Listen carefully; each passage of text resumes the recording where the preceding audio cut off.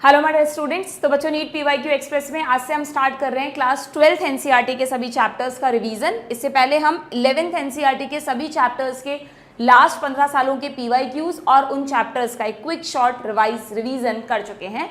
सभी लेक्चर्स इसी चैनल पर फ्री ऑफ कॉस्ट अवेलेबल है। तो जो भी बच्चा नीट 2025 या नीट के लिए अटेम्प्ट कर रहा है वो इस सीरीज़ का बेनिफिट ज़रूर लें। इसमें मैंने पीवाईक्यूज को सॉल्व कराने के साथ साथ आपको ये भी बताया है कि क्वेश्चंस को कैसे अटेम्प्ट किया जाता है, एलिमिनेशन टेक्निक या किस तरह से आप स्पीड एंड एक्यूरेसी के साथ क्वेश्चंस को करेंगे, ये सब हम इसमें सीख रहे हैं। ठीक है, बहुत सारे बच्चे मुझे कह रहे थे कि मैम फटाफट से 12th का स्टार्ट करा दो, नीट का एग्जाम पास है, कैसे हमारा होगा। डोंट वरी बच्चों, मैंने तुम्हारी पूरी रिस्पॉन्सिबिलिटी ली है ना रिवीजन कराने की। तो 2025 से पहले मैं आपको सभी चैप्टर्स कंप्लीट करा दूंगी, चाहे से मुझे सेशंस की फ्रिक्वेंसी बढ़ानी पड़े। So don't worry for that. जो भी बच्चा मेरे साथ रिवीजन कर रहा है वो पूरा फेथ कर सकता है मैम पे। मैम ने जो भी सीरीज यूट्यूब पे स्टार्ट की है वो कभी भी इनकम्प्लीट नहीं छोड़ी है। ठीक है, तो चलिए 12th के चैप्टर स्टार्ट करते हैं बच्चों। वेरी फर्स्ट चैप्टर है sexual reproduction in flowering plant. हाँ, यहाँ पे एक चीज़ और मैं कहूँगी आपको, आप देख भी रहे होंगे यूट्यूब पे अभी लगातार अपडेट आ रहा है कि एनसीईआरटी ने अपनी जो ऑफिशियल वेबसाइट है एनसीईआरटी की, आप सिंपली गूगल पे लिखेंगे 12th एनसीईआरटी पीडीएफ, तो जो वहाँ से आप देखेंगे वहाँ पे 12th की बुक को वापस से थोड़ा सा अपडेट किया है। यहाँ नीचे आप देख सकते हैं रीप्रिंट 25-26 है ना। बहुत मेजर चेंजेस नहीं हुए हैं इसमें, सिर्फ 2-3 जो ग्रामेटिकल मिस्टेक इसमें थी उसको थोड़ा सा इंप्रूव किया है। तो ऐसा नहीं है कि आप है ना नई एनसीईआरटी खरीदने चले जाएं मार्केट में कि अरे और एनसीईआरटी रिवाइज हो गई, अब हमारे तो 15 दिन बचे हैं, चलो नई एनसीईआरटी को पढ़ लेते हैं। प्लीज़ ऐसा कुछ भी मत करना। ये एनसीईआरटी एग्जैक्टली जो अभी आपकी लेटेस्ट एनसीईआरटी जो है ना रिड्यूस सिलेबस वाली, उसी के जैसी है। सिर्फ 2-3 छोटी छोटी चीज़ें हैं जो इम्प्रूव की गई है, वो मैं आपको एक अलग वीडियो में बता दूंगी। यहाँ पर अगर मैं बताऊँ तो जैसे आपका ह्यूमन रिप्रोडक्शन चैप्टर है, उसमें ओवरी का डायग्राम है ना, जिसमें ग्राफियन फॉलिकल रप्चर होती है, उससे ओवम निकलता है। तो वो हम पहले भी लिख चुके हैं कि वो ओवम की सेकेंडरी ओसाइट वाली स्टेज है, एग्जैक्टली ओवम नहीं है। तो एनसीईआरटी ने उसको लेबलिंग को इम्प्रूव कर दिया है, ओवम को हटा के सेकेंडरी ओसाइट कर दिया है। ठीक है, उसमें कोई भी ऐसा मेजर चेंज नहीं है। एक बायोटेक्नोलॉजी में कुछ ग्रामेटिकल मिस्टेक थी पेटेंट में, उसको इम्प्रूव किया गया है। तो ऐसी छोटी छोटी सी बस 2-3 चीज़ें हैं बच्चों, जिससे आपके एग्जाम पे कोई इम्पैक्ट नहीं आने वाला। तो प्लीज़ नई एनसीईआरटी के पीछे मत भागो, जो तुम्हारे पास है उसी को अच्छे से रिवाइज करके जाओ। बाकी मैं एक सेपरेट वीडियो में 11th एंड 12th दोनों में क्या करेक्शंस हुए हैं वो आपको जल्द ही बता दूंगी। ठीक है, चलिए तो इस चैप्टर की अगर हम बात करें तो बहुत लेंदी, बहुत इंपॉर्टेंट चैप्टर है। हर साल नीट में इस चैप्टर से 3 to 4 क्वेश्चंस आप एक्सपेक्ट करके चलें बच्चों।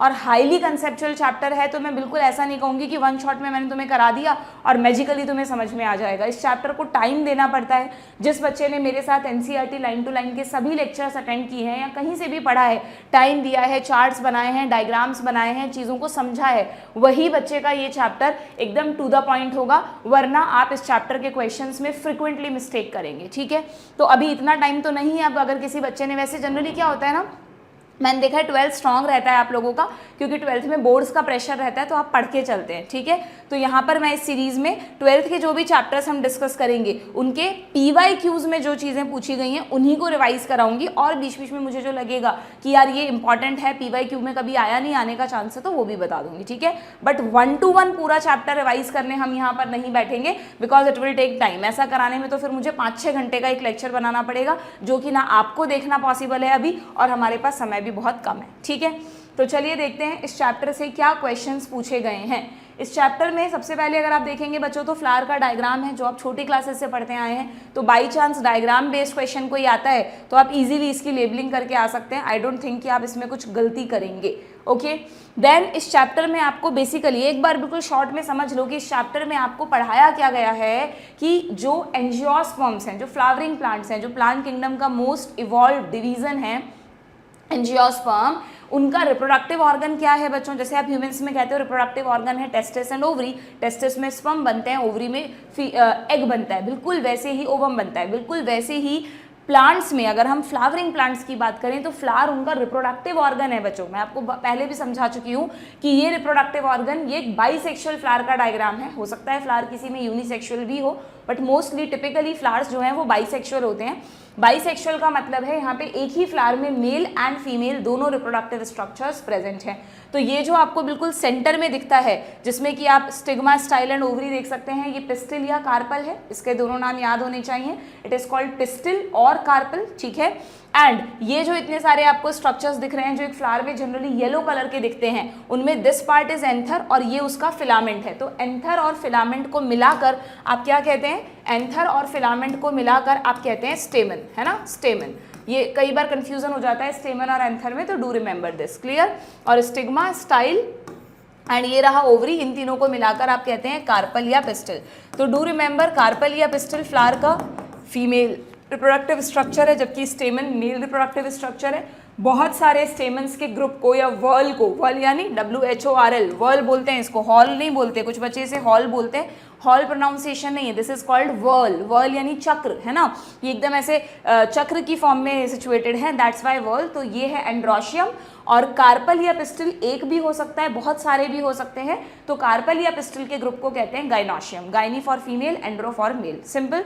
तो ये टर्म से रिलेटेड कंफ्यूजन्स नहीं होने चाहिए।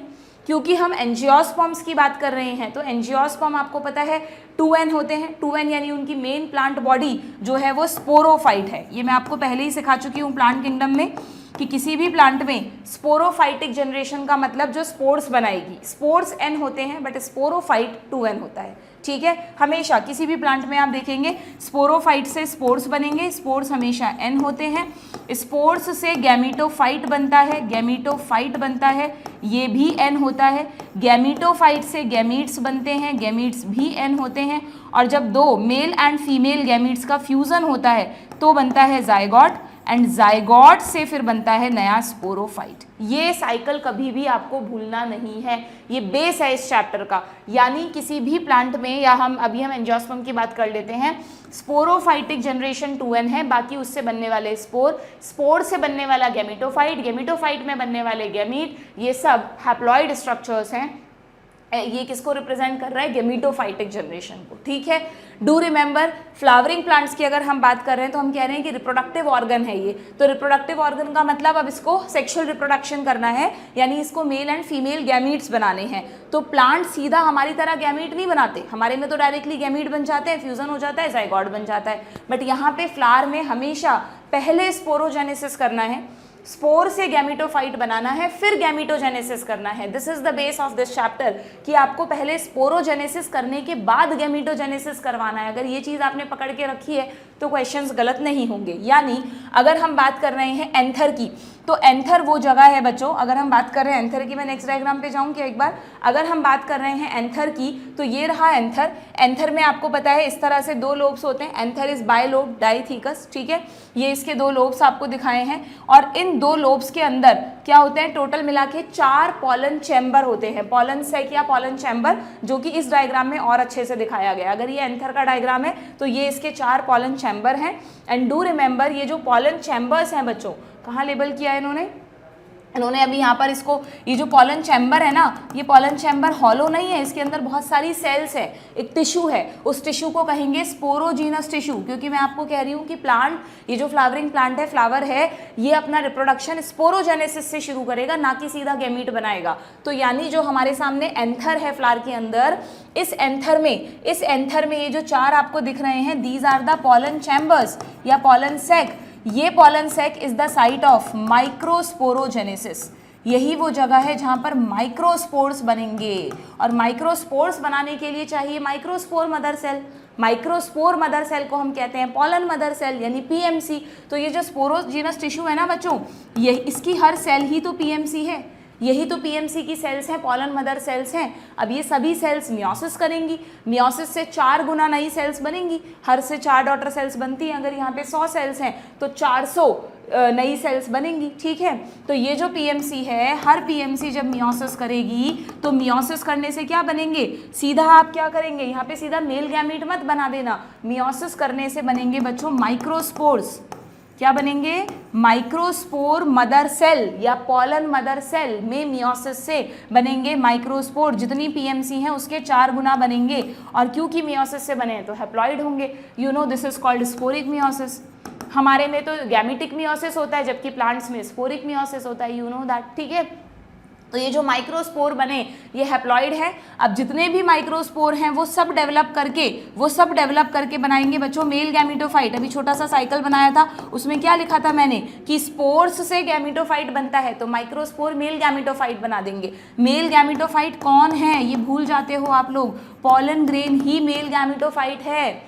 यहाँ पे लोअर प्लांट्स की तरह कोई बड़ा सा गैमीटोफाइटिक स्टेज नहीं होती। Gametophyte is highly reduced in gymnosperm and angiosperm, plant kingdom में पढ़ा है हमने। तो वो हाईली रिड्यूस्ड स्टेज कौन है, जिम्नोस्पर्म में भी एंड एंजियोस्पर्म में भी, दोनों में मेल गैमीटोफाइट वो छोटा सा पॉलन ग्रेन है जो उड़कर मेल गैमीट्स को लेकर जाता है। ये भी मेल गैमीट नहीं है, ये मेल गैमीट नहीं है। Pollen grain is the carrier of male gamete, है ना। ये जैसे मान लो ये एक पॉलन मदर सेल है, इससे 4 माइक्रोस्पोर बने, है ना, टेट्राड बना। अब टेट्राड में चारों अलग अलग हो जाएंगे और चारों से 4 पॉलन ग्रेन्स बन जाएंगे। चारों से क्या होगा बच्चों, 4 पॉलन ग्रेन्स बन जाएंगे।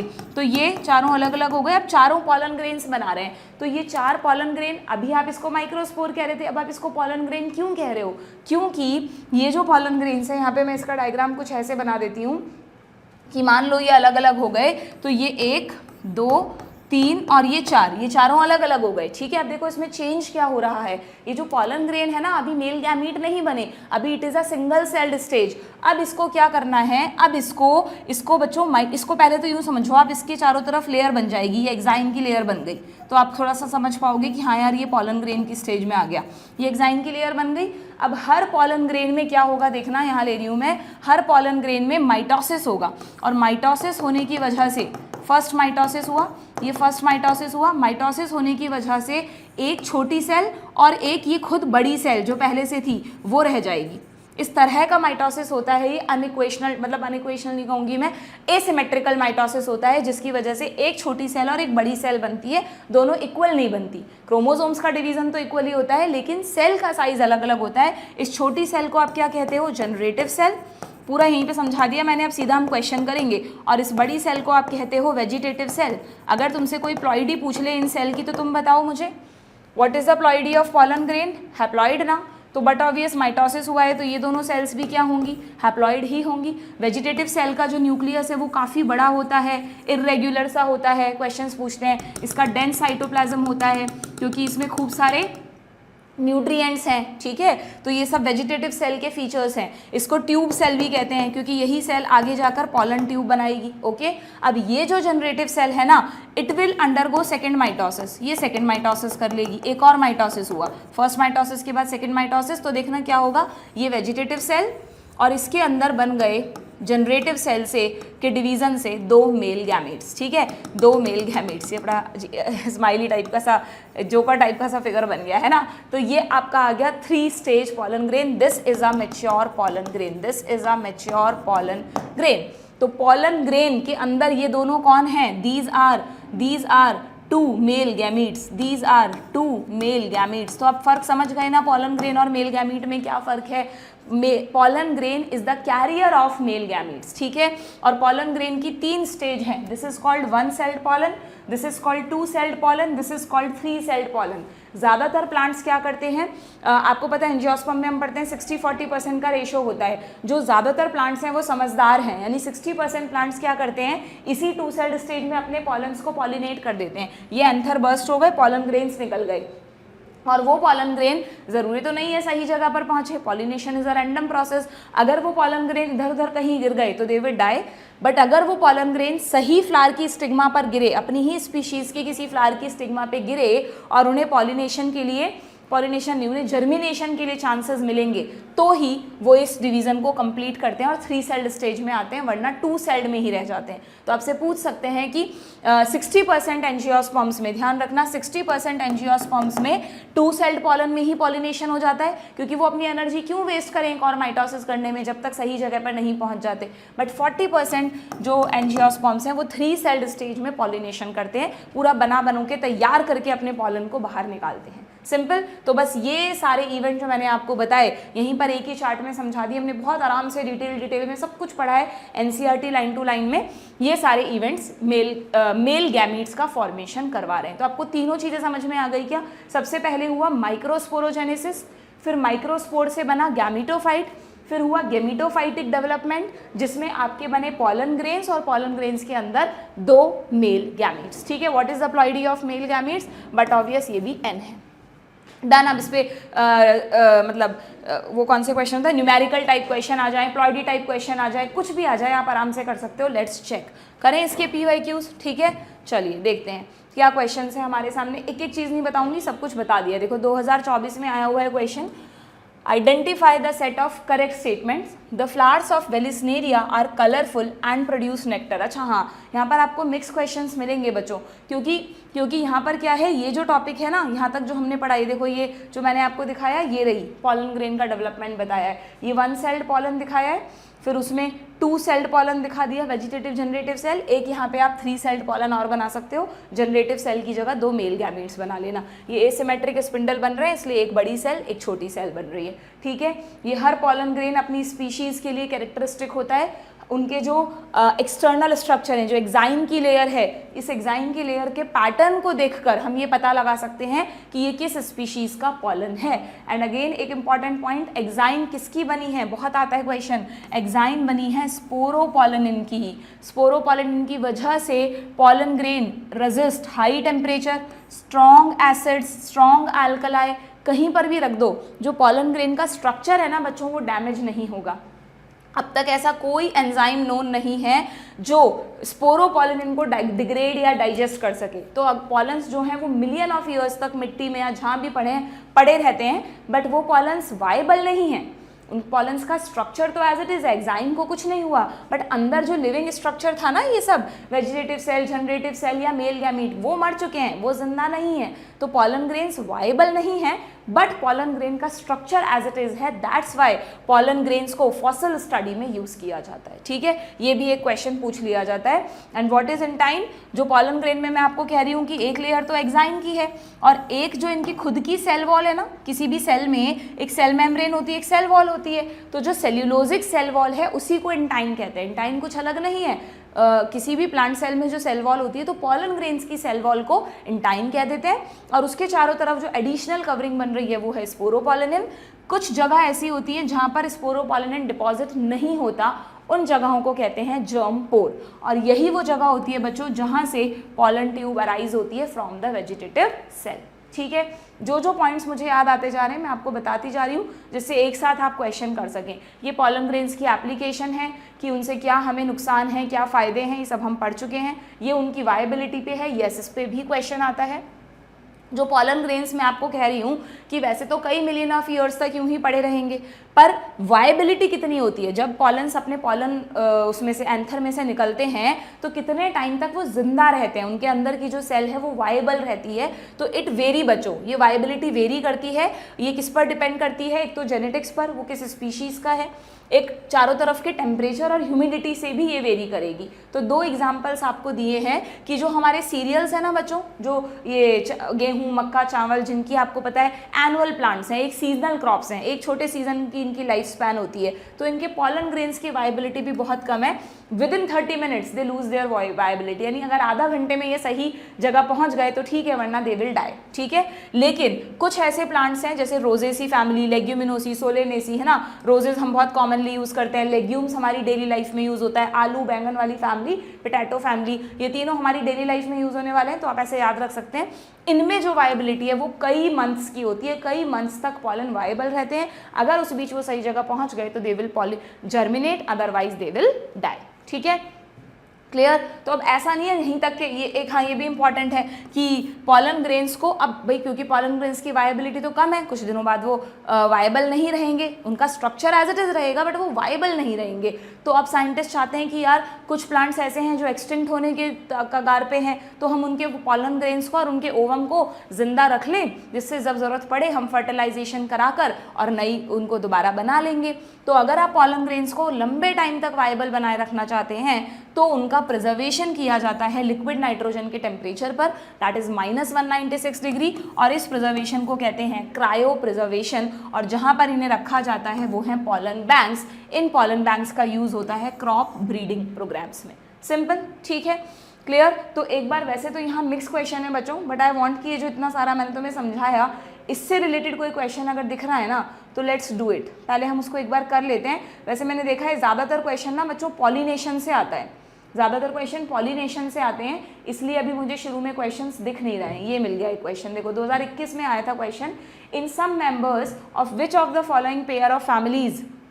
अभी देखो आया है ना, pollen grain retain their viability for months, तो मंथ्स तक किसका देखा हमने, रोजेसी एंड लेग्यूमिनोसी दोनों में था।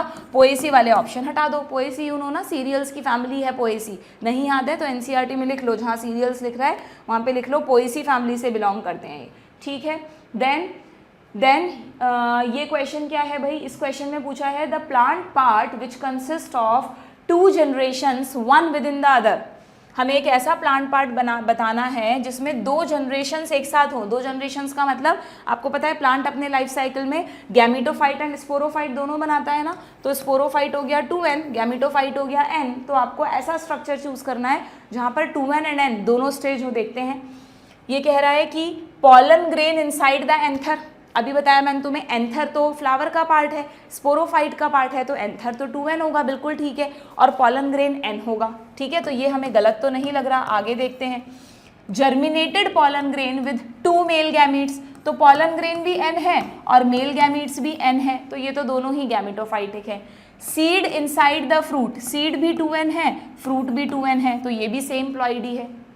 Embryo sac inside the ovule, yes, अभी फीमेल वाला पार्ट रिवाइज करेंगे तो उसमें तुम देखोगे कि जैसे एंथर होता है वैसे ही फीमेल पार्ट में ओवरी के अंदर ओव्यूल होता है, तो ओव्यूल तो 2n होता है, सबको पता है, और ओव्यूल में एम्ब्रियो सैक बनता है, एम्ब्रियो सैक के अंदर फिर फीमेल गैमीट बनता है, तो एम्ब्रियो सैक n होता है कि नहीं, याद है कि भूल गए फीमेल गैमीटोफाइट वाला सारा पार्ट। भाई मैम ने मेल का तो रिवाइज करा दिया, अब फीमेल का भी मैम आप ही करा दो, हम तो पढ़ के आए नहीं है ना, नहीं पढ़कर आए, मुझे सब पता है। तुम लोग बस मैम टीचर्स के भरोसे आ जाते हो कि हमें सब कुछ वो बनाकर बस खिला दें, है ना, ऐसा नहीं होना चाहिए बच्चों। हमेशा ध्यान रखो सेल्फ स्टडी हमारा सबसे बड़ा टूल है। आप जितना खुद पर डिपेंडेंट होंगे, टीचर्स तो उसमें एक यूँ समझ लो तड़का लगाते हैं, अगर आप खुद से अपनी प्रिपरेशन कर कर आएंगे ना तो आप डेफिनेटली नीट क्रैक कर पाएंगे। बट अगर पूरा का पूरा टीचर्स के भरोसे हैं कि हाँ भाई इन मैम का तुम्हें बड़ा अच्छा समझ में आता है, चाहे वो कोई भी मैम हो कोई भी सर हो, पर कभी भी जो भी हम आप लोगों को पढ़ाते हैं वो सिर्फ 10% है बच्चों, 90% एफर्ट्स आपको खुद के डालने पड़ेंगे,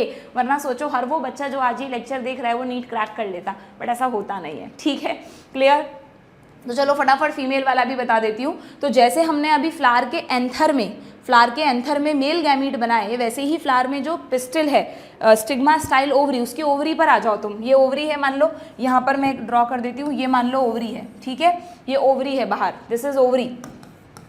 अब यू नो ओवरी में कई सारे ओव्यूल होते हैं, एक भी हो सकता है, मैनी भी हो सकते हैं, और ज़रूरी नहीं है ओव्यूल ऐसे पेरीफेरी पर हो, सेंटर में भी हो सकते हैं। 11th में ही हमने उसमें पढ़ा है मॉर्फोलॉजी में, प्लेसेंटेशन अलग अलग तरह के। तो what is placentation, arrangement of ovules inside the ovary, ठीक है। तो अब मैं ये क्या है, दिस इज अ ओव्यूल, तो अब यहाँ पर ये एक ओव्यूल बना हुआ है, ओवरी के अंदर एक ओव्यूल बना हुआ है। सबसे पहली बात तो ये दिमाग में रखना तुम, this is the diagram of ovule, this is the diagram of ovule. Ovule 2n है, ओवरी भी 2n है। अब ये जो ओव्यूल है ना बच्चों, बहुत सारे जो है उनमें से एक निकाल लिया हमने। इस ओव्यूल की लेबलिंग्स बहुत इंपॉर्टेंट है, आप सबको आनी चाहिए, फ्रिक्वेंटली पूछी जाती हैं। तो ओव्यूल का ये जो स्टॉक लाइक स्ट्रक्चर है ये है फ्यूनिकल, ये फ्यूनिकल है मान लो, और ये बॉडी ऑफ ओव्यूल है। तो फ्यूनिकल और बॉडी ऑफ ओव्यूल का जो जंक्शन है उसको कहते हैं हाइलम, ये वाला पॉइंट, ये हाइलम है, this is called body of ovule, this is called body of ovule, this is funicle, ठीक है, ये हाइलम हो गया। अब बॉडी में क्या क्या होता है ओव्यूल में देख लो, बॉडी ऑफ ओव्यूल में क्या होता है, ये कवरिंग्स होती है, दिख रही है आपको, दीज आर द कवरिंग्स, इनको कहते हैं इंटेग्यूमेंट्स। 2 लेयर होती है, आउटर एंड इनर, सब पढ़ चुके हैं, सिर्फ एक क्विक रिवीजन दे रही हूँ। इंटेग्यूमेंट्स होते हैं ऐसे दोनों पूरे चारों तरफ। अब ये जो इंटेग्यूमेंट है, इनके अंदर ये जो आपको टिश्यू दिख रहा है पूरा, यहाँ पे पूरे में सेल्स हैं बच्चों, पूरे में, कोई खोखला नहीं है, पूरे में सेल्स हैं, ठीक है। ये सारी cells are full of reserve food, इनमें बहुत सारा रिजर्व फूड है जो आगे तक ध्यान रख सकता है, बहुत आगे तक, जब तक एम्ब्रियो नहीं बन जाएगा तब तक ये काफ़ी टाइम तक नरिशमेंट देता है, ठीक है। तो ये जो टिश्यू आपको दिख रहा है, this is nucellus, very very important, nucellus, nucleus, nucleolus, nucleoid, सब मिलती जुलती टर्म्स हैं, so you have to remember this is nucellus. पूरा ओव्यूल 2n है तो न्यूसेलस भी 2n होगा। अब इस न्यूसेलस में जितनी भी सेल्स हैं उनमें से एक सेल क्या करती है, मियोसिस करती है। तो वही एक सेल बन जाएगी MMC, mega spore mother cell. जैसे वहाँ PMC थी, वहाँ तो सारी सेल्स मियोसिस कर रही थी तो सब PMC थी, बट यहाँ इस पूरे टिश्यू में, इस न्यूसेलस में से एक सेल MMC है जो कि 2n है, बट ऑब्वियस वो मियोसिस करेगी तो मियोसिस से क्या बनेगा, जब MMC मियोसिस करेगी तो मियोसिस से बन जाएगा मेगा स्पोर। क्या बन जाएगा, मेगा स्पोर। अगर एक MMC मियोसिस कर रही है तो 4 मेगा स्पोर बनेंगे। क्या इस तरह का टेट्राड बनेगा क्या मेगा स्पोर का। इस टेट्राड में से 3 डीजनरेट हो जाएंगे बच्चों और एक ही फंक्शनल रहेगा। वहाँ पर चारों के 4 डेवलप हो रहे थे, यहाँ पर एक ही फंक्शनल रहेगा और ये डेवलप करके क्या बनाएगा, ये जो एक मेगा स्पोर है ना, this is functional mega spore. ये मेगा स्पोर तुम समझ लो ऐसे साइज में बढ़ गया, ये एक मेगा स्पोर है, ये ऐसे समझ लो साइज में बढ़ गया, सिर्फ जस्ट हम एक बेसिक सा समझ रहे हैं, साइज में बढ़ गया और इसी का नाम आपने दे दिया एम्ब्रियोसेक। एम्ब्रियोसेक क्या है बच्चों, स्पोर से क्या बनता है, गैमीटोफाइट बनता है। दिस इज फीमेल गैमीटोफाइट, ठीक है। एम्ब्रियोसेक में सिर्फ साइज नहीं बढ़ाया इसने, साइज बढ़ाने के साथ साथ इसने क्या किया, इसके अंदर जो न्यूक्लियस था ना, इसने फ्री न्यूक्लियर डिवीजन किए, 3 बार फ्री न्यूक्लियर डिवीजन किए इसने, 3 टाइम्स माइटोसिस किया। अब ध्यान है वहाँ पर टोटल माइटोसिस कितने हुए थे, 2 हुए थे, यहाँ पर 3 टाइम्स माइटोसिस होगा तो एक न्यूक्लियस से 2, 2 से 4 और 4 से 8, तो टोटल 8 न्यूक्लियस बन जाएंगे। उन 8 न्यूक्लियस में से 2 सेंटर में, 3 इस पोल पे और 3 इस पोल पर आ जाएंगे। हर न्यूक्लियस के चारों तरफ सेल बन जाएगी, ठीक है। तो 3 सेल्स इधर, 3 सेल इधर, और ये 2 न्यूक्लियस की सेल ये बड़ी वाली है, इसके चारों तरफ सेल नहीं बनी। तो कैसा स्ट्रक्चर बन गया, 8 nucleated 7 sailed structure, 8 nucleated 7 sailed structure, इसी का नाम है embryo sac. And what is the ploidy of embryo sac, बताओ। ये मेगा स्पोर N है तो एम्ब्रियोसेक भी तो N होगा, तो ओव्यूल और एम्ब्रियोसेक की प्लॉइडी हमेशा गड़बड़ करते हो, क्यों। ओव्यूल 2n है, ovule is the part of flower, flower sporophyte है तो 2n होगा, बट फ्लावर के अंदर जो ओव्यूल के अंदर जो एम्ब्रियोसेक बना है, ओव्यूल तो 2n है लेकिन ओव्यूल के अंदर दिस इज द एम्ब्रियोसेक, ये n होगा क्योंकि it represent female gametophyte. Gametophyte मतलब वो स्ट्रक्चर जो गैमीट्स को रखता है। जैसे मेल गैमीटोफाइट था पॉलन ग्रेन के अंदर थे मेल गैमीट, तो फीमेल गैमीटोफाइट है एम्ब्रियोसेक। इसमें आप कहोगे मैम फीमेल गैमीट कहाँ है, तो ये जो 3 सेल और 3 सेल दिख रही है ना आपको, इनमें आपको ध्यान रखना है कि ये वाला जो खाली जगह है जहाँ पर इंटेग्यूमेंट्स नहीं होते वो माइक्रोपाइल है। तो सपोज करो अगर ये माइक्रोपाइलर एंड है तो इसका ऑपोजिट चैलेजल एंड होता है, और माइक्रोपाइलर एंड की तरफ ये जो एक सेल है this is the egg cell. ये 2 इसकी सखियां हैं, इसकी सहेलियां हैं, दीज आर द सिनर्जेट्स, ठीक है, इसकी फ्रेंड्स हैं, 2 आर द सिनर्जेट्स। इन तीनों को मिलाकर कहते हैं एग एपरेटस, और चैलेजल पोल पे जो 3 सेल्स हैं वो हैं एंटीपोडल सेल्स। सिंपल, ठीक है। तो ये बन गया इसके अंदर फीमेल गैमीट, और इसी फीमेल गैमीट तक मेल गैमीट आएगा, यहीं पर इसे फर्टिलाइज करेगा, दोनों के फर्टिलाइजेशन से जाइगोट बनेगा और जाइगोट से एम्ब्रियो बनेगा। तो इसी कमरे के अंदर एम्ब्रियो बनेगा ना, इसलिए इस कमरे का नाम पहले से क्या रख दिया, एम्ब्रियोसेक।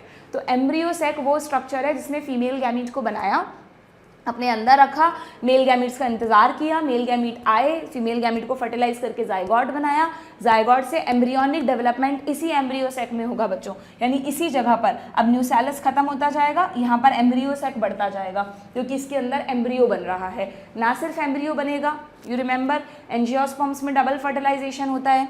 एक पॉलन ग्रेन अपने साथ 2 मेल गैमीट्स को लाया ना, तो एक मेल गैमीट तो फीमेल गैमीट के साथ जाइगोट बनाएगा, और जो दूसरा मेल गैमीट है वो इन 2 न्यूक्लियाई, जिनको पोलर न्यूक्लियाई कहते हैं आप, इन दोनों को फ्यूज करेगा। तो एक मेल गैमीट और 2 पोलर न्यूक्लियाई, यानी 3 चीज़ों का फ्यूजन हो रहा है, तो this is called triple fusion. तो एक 3n स्ट्रक्चर बनेगा जिसको आप कहते हैं पेन, प्राइमरी एंडोस्पर्म न्यूक्लियस। और ये जो चारों तरफ की सेंट्रल सेल है, अब ये सेल बन जाती है PEC, प्राइमरी एंडोस्पर्म सेल, और यही पूरी सेल मल्टीप्लाई करके एक मल्टी सेल्यूलर स्ट्रक्चर बनाती है जिसको आप कहते हैं एंडोस्पर्म, जो कि एक ट्रिप्लॉइड स्ट्रक्चर है। एंड ये एंडोस्पर्म क्या करता है, ये जो एम्ब्रियो यहाँ पे डिवाइड कर रहा है, इस एम्ब्रियो को नरिशमेंट देता है। यानी अभी तक नरिशमेंट देना न्यूसेलस का काम था, अब न्यूसेलस नहीं रहा, अब न्यूसेलस की जगह एंडोस्पर्म बन गया है, फर्टिलाइजेशन से बना है, ट्रिप्लॉइड स्ट्रक्चर है, और वो डेवलपिंग एम्ब्रियो को नरिशमेंट देने का काम करेगा। एक तरफ एम्ब्रियो डेवलप होता जाएगा, एक तरफ एंडोस्पर्म उसको नरिश करता जाएगा, एंड लेटर ऑन एंडोस्पर्म खत्म हो जाएगा, एम्ब्रियो मैच्योर हो जाएगा। जनरली या तो खत्म भी हो सकता है या बाद के लिए बच भी सकता है। ठीक है, अब सोचो ये सब कुछ कहाँ हो रहा है, ओव्यूल के अंदर हो रहा है। ये ओव्यूल है ना, तो ओव्यूल के अंदर हो रहा है ये सब कुछ। तो अगर यहाँ पर मैं तुम्हें कह रही हूँ एम्ब्रियो बढ़ता जा रहा है, बढ़ता जा रहा है, तो ओव्यूल में भी कुछ चेंजेस होंगे क्या? यस, एम्ब्रियो के बढ़ने के साथ साथ ovule will converted into seed. अगर बहुत सारे ओव्यूल हैं तो बहुत सारे सीड्स बन जाएंगे, और जो चारों तरफ की ओवरी है it start to increase the size and it will take the form of fruit. यानी वही फ्लावर जो अभी तुमने शुरू में देखा था, उस फ्लावर में जहाँ पे ओवरी थी, कितनी छोटी सी ओवरी होती है, वो अब साइज में बढ़ते बढ़ते बढ़ते एक बड़ा सा फ्रूट बना देगी। वो fruit is the product of fertilization. Generally कुछ एक्सेप्शंस हटा दें तो हम, क्यों? क्योंकि ये सब फर्टिलाइजेशन के बाद बना है। उस फ्रूट के अंदर सीड्स होंगे, सीड्स के अंदर एम्ब्रियो होंगे। जब आप उन सीड्स को उगाओगे, मिट्टी में डालोगे, तो एम्ब्रियो से नया प्लांट बन जाएगा। That is simply the reproduction in flowering plants. ठीक है, तो बिल्कुल शॉर्ट। तो यहाँ पर भी सारी चीजें हुई क्या? या इसको कहते हैं मेगास्पोरोजेनेसिस। फिर मेगास्पोरोजेनेसिस से फीमेल गैमीटोफाइट बना, और फीमेल गैमीटोफाइट ने अपना डेवलपमेंट करके फीमेल गैमीट बनाया। डन। उसी बच्चे को समझ आ रहा है जो बच्चा पढ़ के आया है। आप ये बिल्कुल, कोई बच्चा ये सोच के बैठा है कि हमने कुछ नहीं पढ़ रखा इस चैप्टर में और शायद यहाँ पे हमारे को कुछ मिराकल मिल जाए, ऐसा कुछ नहीं मिलेगा। हाँ, अब मैं PYQs करवा रही हूँ, तो हो सकता है PYQs किसी को रटने की आदत है, हम तो मैम रट लेंगे, आप तो बता दो किसका क्या आंसर है, तो वो ज़रूर देख सकता है। बाकी इसका कोई बेनिफिट नहीं मिलने वाला। बायो तुम्हारी गलत फहमी है कि रटने वाला सब्जेक्ट है। येस, बायो में चीज़ें याद करनी पड़ती है, रिटेन करनी पड़ती हैं, बट पहले उन्हें कंसेप्चुअली समझना ज़रूरी है। जिस अकॉर्डिंग नीट का कट ऑफ बढ़ रहा है, बिना समझे कुछ नहीं कर सकते आप। ठीक है, क्लियर? तो यहाँ पर जो फर्स्ट और फोर्थ है ना, देखो अब ओव्यूल 2n है, एम्ब्रियो सेक n है, दोनों एक के अंदर एक है। सो यहाँ पर ऑप्शन होगा 1 और 4। ये आंसर हो गया इसका। ठीक है, और क्वेश्चन देख लेते हैं हम। ये पॉलिनेशन के क्वेश्चंस पर अभी आएंगे, एक साथ करेंगे हम। लो, ये बताओ, which is the most common type of embryo sac in angiosperm. ये जो मैंने आपको अभी कहा ना कि 4 मेगास्पोर में से 3 डीजनरेट हो गए, एक ही मेगास्पोर डेवलप होगा, तो इस तरह के डेवलपमेंट को मोनोस्पोरिक डेवलपमेंट कहते हैं बच्चों। यहाँ लिखा हुआ है, इस तरह के डेवलपमेंट को मोनोस्पोरिक डेवलपमेंट कहते हैं। Here it is given. ठीक है, ये उसी का डायग्राम है जो अभी मैंने तुम्हें समझाया है ना। ये पूरा न्यूसेलस है। न्यूसेलस में ये मेगास्पोर मदर सेल है। इसी मेगास्पोर मदर सेल ने मियोसिस किया है। पहले 2 सेल बनी, फिर 2 से 4 सेल बनी। ठीक है, टेट्राड बन गया। टेट्राड में से मान लो 3 डीजनरेट हो गए, एक रह गया, वो एक ये रहा, वो एक ये रहा, फिर उस एक ने 2 nucleated, 4 nucleated, 8 nucleated, 3 times mitosis. ये पूछते हैं क्वेश्चन करके। 8 न्यूक्लियस बनाए, वो सब रीअरेंज हो गए, सेल्स बन गई, है ना, सारी की सारी, और this is the final embryo sac. This is the final embryo sac. Do remember, इस एम्ब्रियो सेक में हम कैसे पहचानते हैं कि सिनर्जिड्स कौन सी हैं? एक तो वो माइक्रोपाइलर एंड की तरफ होंगी, और एक बहुत इंपॉर्टेंट चीज़, उनमें आपको एक फिंगर लाइक प्रोजेक्शंस का apparatus दिखेगा, दैट इज कॉल्ड फिली। फिली यानी प्रोजेक्शन, फिलीफॉर्म apparatus। ठीक है, ये फिलीफॉर्म apparatus कुछ केमिकल सिक्रीट करता है, जिससे कि पॉलन ट्यूब इसकी तरफ अट्रैक्ट होती है, क्योंकि यहीं पर बैठी है एग सेल। ठीक है, क्लियर? समझ में आ गई आपको चीज़ें? ये पूछ रहा है कि most common type of development कौन सा है बच्चों, तो मोनोस्पोरिक 2 में दिया है। अब देखो पूछ लिया इसने, एक स्पोर से डेवलप होकर कितने माइटोसिस होंगे? 3 माइटोसिस या 2 माइटोसिस? 3 माइटोसिस। ये छोटी छोटी चीज़ें हैं जो आपको ध्यान रखनी है। क्लियर? अगर उसके लिए पूछते मेल गैमीट के लिए तो 2 माइटोसिस, यहाँ पर है तो 3 माइटोसिस। क्लियर? देन अगेन ये भी पॉलिनेशन का क्वेश्चन है। मैंने कहा ना ज़्यादातर क्वेश्चंस पॉलिनेशन से आए हुए हैं। ये 2021 का अभी तो किया था हमने, दोबारा कैसे आ गया क्वेश्चन? ये वाला अभी किया था ना हमने। रिपीट, 1 मिनट रुकना ज़रा बच्चों। 2019 पे आ गए थे ना हम, तो ये 2021 का दोबारा कैसे आ गया? द प्लांट विच, ये 2 क्वेश्चन रिपीट हो रहे हैं। 1 मिनट को ज़रा इन्हें हटाने दो मुझे स्लाइड से। द पॉलन पार्ट ये भी कर लिया हमने, yes we have done it. Okay, ये गलती से रिपीट हो गया है। ठीक है, आगे बढ़ें। चलो आगे देखो, जस्ट अ मिनट। ये कर लिया, क्या हुआ भाई? पॉलिनेशन। ठीक है, देन नेक्स्ट, हाँ अब सही हो गया। इन विच, ये भी पॉलिनेशन का क्वेश्चन है, ये भी पॉलिनेशन का क्वेश्चन है। ये रहा, ये भी क्वेश्चन आया हुआ है। देखो, pollen grains can be store, 2018 में पूछा है, सिंपल सा क्वेश्चन है। तो पॉलन ग्रेन्स को स्टोर करेंगे लिक्विड नाइट्रोजन के टेम्परेचर पर, that is cryo preservation. Same यही चीज़ वहाँ भी आती है। जब आप इकोलॉजी में बायोडाइवर्सिटी कंजर्वेशन पढ़ते हैं ना, तो वहाँ पर भी दे रखा है। ठीक है, which has proved helpful in preserving pollen as fossils. क्यों हम पॉलन्स को फॉसिल्स की तरह यूज, मतलब क्यों पॉलन फॉसिल की तरह प्रिजर्व हो जाते हैं? Because of the exine layer which is made up of sporopollenin. It is the most resistant organic compound, ये एक ऑर्गेनिक कंपाउंड है, मोस्ट रेजिस्टेंट है, ना कोई एसिड ना कोई अल्कलाई ना कोई टेम्परेचर इसको खत्म कर सकता है। ठीक है, ये एक थोड़ा आउट ऑफ एनसीईआरटी क्वेश्चन है बच्चों। Winged pollen grains are present in, है ना, विंग्ड पॉलन ग्रेन्स यहाँ पे आप लोगों से पूछे हैं, हालांकि ये चीज़ एनसीईआरटी में नहीं दी है, ये एंजियोस्पर्म में तो होते नहीं है। आप 2 जिम्नोस्पर्म पढ़ते हैं क्या, साइकस एंड पाइनस, तो do remember winged pollens Pinus के पास होते हैं। बाई चांस से आउट ऑफ एनसीईआरटी पूछ लिया था, इसमें इससे ज़्यादा कुछ याद नहीं रखना। आगे बढ़ें, यहाँ पर आप चाहो तो एक चीज़ और भी याद रख सकते हो कि साइकस जो है ना बच्चों, उसमें भी एक्सेप्शनली सिलिएटेड मेल गैमिट्स होते हैं, वहाँ पे मेल गैमिट्स पे सीलिया लगे रहते हैं। ठीक है, वैसे मेल गैमिट्स आपको पता है ना नॉन मोटाइल होते हैं जिम्नोस्पर्म एंड एंजियोस्पर्म में, तभी तो उनको कैरी करने के लिए पॉलन ग्रेन की जरूरत पड़ी। बट साइकस में एक्सेप्शनली सीलिया प्रेजेंट होता है मेल गैमिट में, और पाइनस में जो पॉलन ग्रेन्स हैं वो खुद विंग्ड होते हैं, जिससे इजीली उनको हवा उड़ाकर ले जा सके अपने साथ। ये 2 एक्सेप्शंस हैं, मुझे नहीं लगता ये रिपीट होगा। ठीक, next, functional megaspore in an angiosperm develop into an. ये बोल रहा है कि जो फंक्शनल मेगास्पोर है ना, अभी हमने बोला कि 4 मेगास्पोर बने थे, 4 में से 3 डीजनरेट हो गए और 1 डेवलप हुआ, तो उसने क्या बनाया था, उसने एम्ब्रियो सैक बनाया था। सिंपल सी बात है, तो वो किस में डेवलप हुआ है, एम्ब्रियो सैक में हुआ है। बिल्कुल वही बच्चा एक्यूरेटली आंसर कर सकता है जिसको कॉन्सेप्ट पता है, वरना सोचते रह जाओगे यार एंडोस्पर्म था, ओव्यूल था, क्या था। ठीक है, ये अगेन पॉलिनेशन का क्वेश्चन है। देन ये भी पॉलिनेशन है, डायोशियस, अभी सब बताऊंगी तुम्हें, डोंट वरी। तुम सोच रहे हो मैम हमें तो दिखा नहीं रही है क्वेश्चन, सारे क्वेश्चन दिखाऊंगी अभी तुमको मैं। ठीक है, देन ये रहा एक question, in majority of angiosperm, majority of angiosperm में एग हैज फिलीफॉर्म एपरेटस, नहीं, सिनर्जिड्स में होता है। There are numerous antipodal cells, 3 होती हैं। अब न्यूमरस से क्या मतलब है, क्वेश्चन मार्क लगा दो। Reductional division occur in megaspore mother cell, यानी एमएमसी में मियोसिस होता है, यस।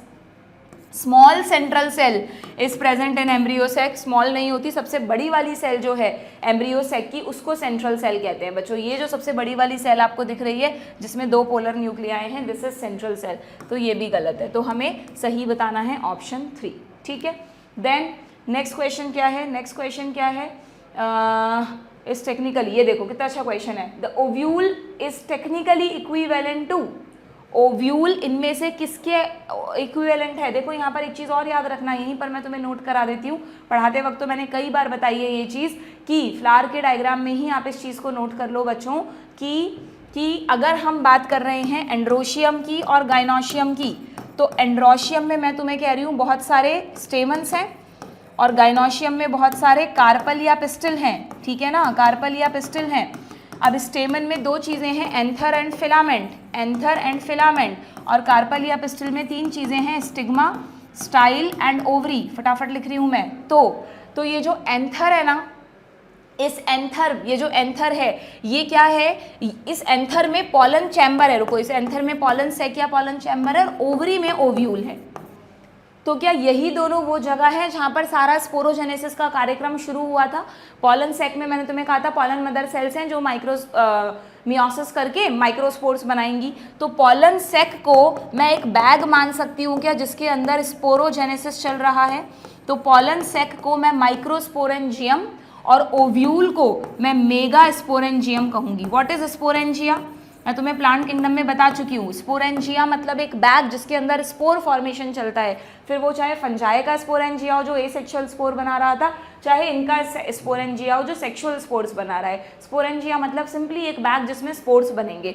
तो स्पोर्स कहाँ बन रहे हैं, वो बैग का नाम क्या है, पॉलन सैक और ओव्यूल। तो बट ऑब्वियस माइक्रोस्पोरेंजियम आप कहोगे पॉलन सैक या पॉलन चैम्बर को, एंड मेगा स्पोरेंजियम आप किसको कहोगे, ओव्यूल को। इसमें बच्चे बहुत गलती करते हैं, बहुत बार मेगा स्पोरेंजियम में एम्ब्रियो सैक का नाम डाल के आ जाते हैं। एम्ब्रियो सैक में मेगा स्पोर थोड़ी ना बन रहे हैं बच्चों, एम्ब्रियो सैक तो खुद मेगा स्पोर से बना है, और एम्ब्रियो सैक तो वो जगह है जिसमें फीमेल गैमीट बनेगा। आगे जाकर एम्ब्रियो का कमरा है, वो एम्ब्रियो बनेगा, उसमें फर्टिलाइजेशन होगा, उसमें it is the site of fertilization. तो गलती से भी मेगा स्पोरेंजियम एम्ब्रियो सैक को मत कहना, ओव्यूल इज मेगा स्पोरेंजियम। ठीक है, इस पॉलन सैक में जो भी प्रोसेस हुआ उससे पॉलन ग्रेन्स बने। तो pollen grains represent male gametophyte, क्योंकि यही वो स्ट्रक्चर है जिनके अंदर मेल गैमीट्स बनेंगे। और ओव्यूल के अंदर जो एम्ब्रियो सैक बना, it represent female gametophyte. Mega gametophyte या फीमेल गैमिटोफाइट जिसके अंदर फीमेल गैमीट्स होंगे। तो ये जो टर्म्स हैं ये एज इट इज़ आपको अच्छे से पता होनी चाहिए, इसमें कहीं कोई कन्फ्यूज़न नहीं होना चाहिए, चारों में से किसी पर भी क्वेश्चन आ सकता है। ठीक है, डन। आगे बढ़ूँ तो अब तुम इस क्वेश्चन को कर लोगे क्या? तो ओव्यूल टेक्निकली क्या है, अभी बताया मैंने तुम्हें, मेगास्पोरेंजियम है। मेगास्पोरोफिल मत कर देना, फिल यानी लीव्स। मेगास्पोरोफिल टाइप के टर्म्स हमने टेरिडोफाइट्स में पढ़े थे, यहाँ पर अब हम सीधा फ्लावर की बात कर रहे हैं। Okay, then which is not true, हाँ ये भी लो पॉलन ग्रेन्स पे क्वेश्चन है, 2016 में आया हुआ है। नॉट ट्रू बताना है तुमको, ठीक है भाई। Pollen grains of many species cause severe allergies, yes लिखा हुआ है आपकी बुक में, हमें नॉट करेक्ट बताना है। Stored pollens in liquid nitrogen can be used in crop breeding program, बिल्कुल यूज होता है। टैपिटम क्या है भाई? ये जो मैंने तुम्हें एंथर का स्ट्रक्चर बताया ना, इसमें एक चीज़ और ऐड कर लो तुम्हारे रिवीजन में कि हर एंथर की 4 प्रोटेक्टिव वॉल लेयर्स होती हैं। सबसे बाहर होती है एपिडर्मिस, एपिडर्मिस के बाद होती है एंडोथीशियम, ये दोनों तो सिंगल लेयर होती हैं, पर मिडिल लेयर्स की 3 to 4 लेयर होती है, इसलिए इसको मिडिल लेयर्स बोला है। और मिडिल लेयर्स के बाद सबसे अंदर की तरफ ये जो तुम्हें दिख रही है, दिस इज द टैपिटम। फिर टैपिटम के बाद अंदर ये पूरा स्पोरोजीनस टिश्यू आ गया जिसमें माइक्रोस्पोर मदर सेल या पीएमसी होंगी। पॉलन मदर सेल और माइक्रोस्पोर मदर सेल एक ही है बच्चों, ठीक है। तो टैपिटम की भी एक सिंगल लेयर होगी। तो इस तरह ये आउटर से इनर की तरफ आपको चारों लेयर्स ध्यान रखनी है, जिसमें से टैपिटम इज वेरी इंपॉर्टेंट क्योंकि बहुत सारे फंक्शंस करती है। कुछ फंक्शंस जो आपको याद रखने हैं उनमें से एक तो टैपिटम न्यूट्रिटिव लेयर है, टैपिटम न्यूट्रिटिव लेयर है भाई। यहाँ पर सब अंदर ये है ना, पीएमसी डिवाइड करेंगी, मियोसिस करेंगी, माइक्रोस्पोर बनाएंगी, पॉलन ग्रेन्स बनेंगे। तो जब तक वेजिटेटिव सेल नहीं बन जाती तब तक तो इनको नरिशमेंट देना है, तो वो नरिशमेंट कौन देगा? टैपिटम देगा। क्वेश्चन आता है, शायद बोर्ड्स में भी आया था, नीट में भी आया हो, कि अगर किसी में टैपिटम मैल फंक्शनिंग हो जाए तो उससे क्या होगा? पॉलन ग्रेन्स का डेवलपमेंट ही नहीं हो पाएगा, ठीक है। न्यूट्रिटिव लेयर होती है और यही लेयर बच्चों स्पोरोपॉलिनिन को भी सिक्रीट करती है। इसमें कुछ यूबिश ग्रैन्यूल्स नाम के ग्रैन्यूल होते हैं जो स्पोरोपॉलिनिन यानी एक्साइन को बनाते हैं, और भी बहुत सारे फंक्शंस करती है ये टैपिटम। एक और पॉइंट जो तुम्हारी एनसीईआरटी में लिखा है, क्योंकि ये टैपिटम एक न्यूट्रिटिव लेयर है तो इस टैपिटम को जो पॉलन आप उससे माइक्रोस्कोप से देखोगे ना, तो ये टैपिटम आपको बाई न्यूक्लिएटेड या मल्टी न्यूक्लिएटेड नजर आती है, यानी एक ही सेल में आपको 2 या 2 से ज़्यादा न्यूक्लियस मिलेंगे।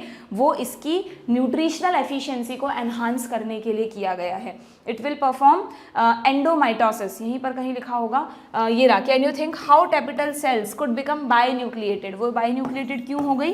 बिकॉज उनमें आप समझ लो कैरियोकाइनेसिस तो हो गया बट साइटोकाइनेसिस नहीं हुआ, तो इस तरह के डिवीजन को एंडोमाइटोसिस कहते हैं, ठीक है।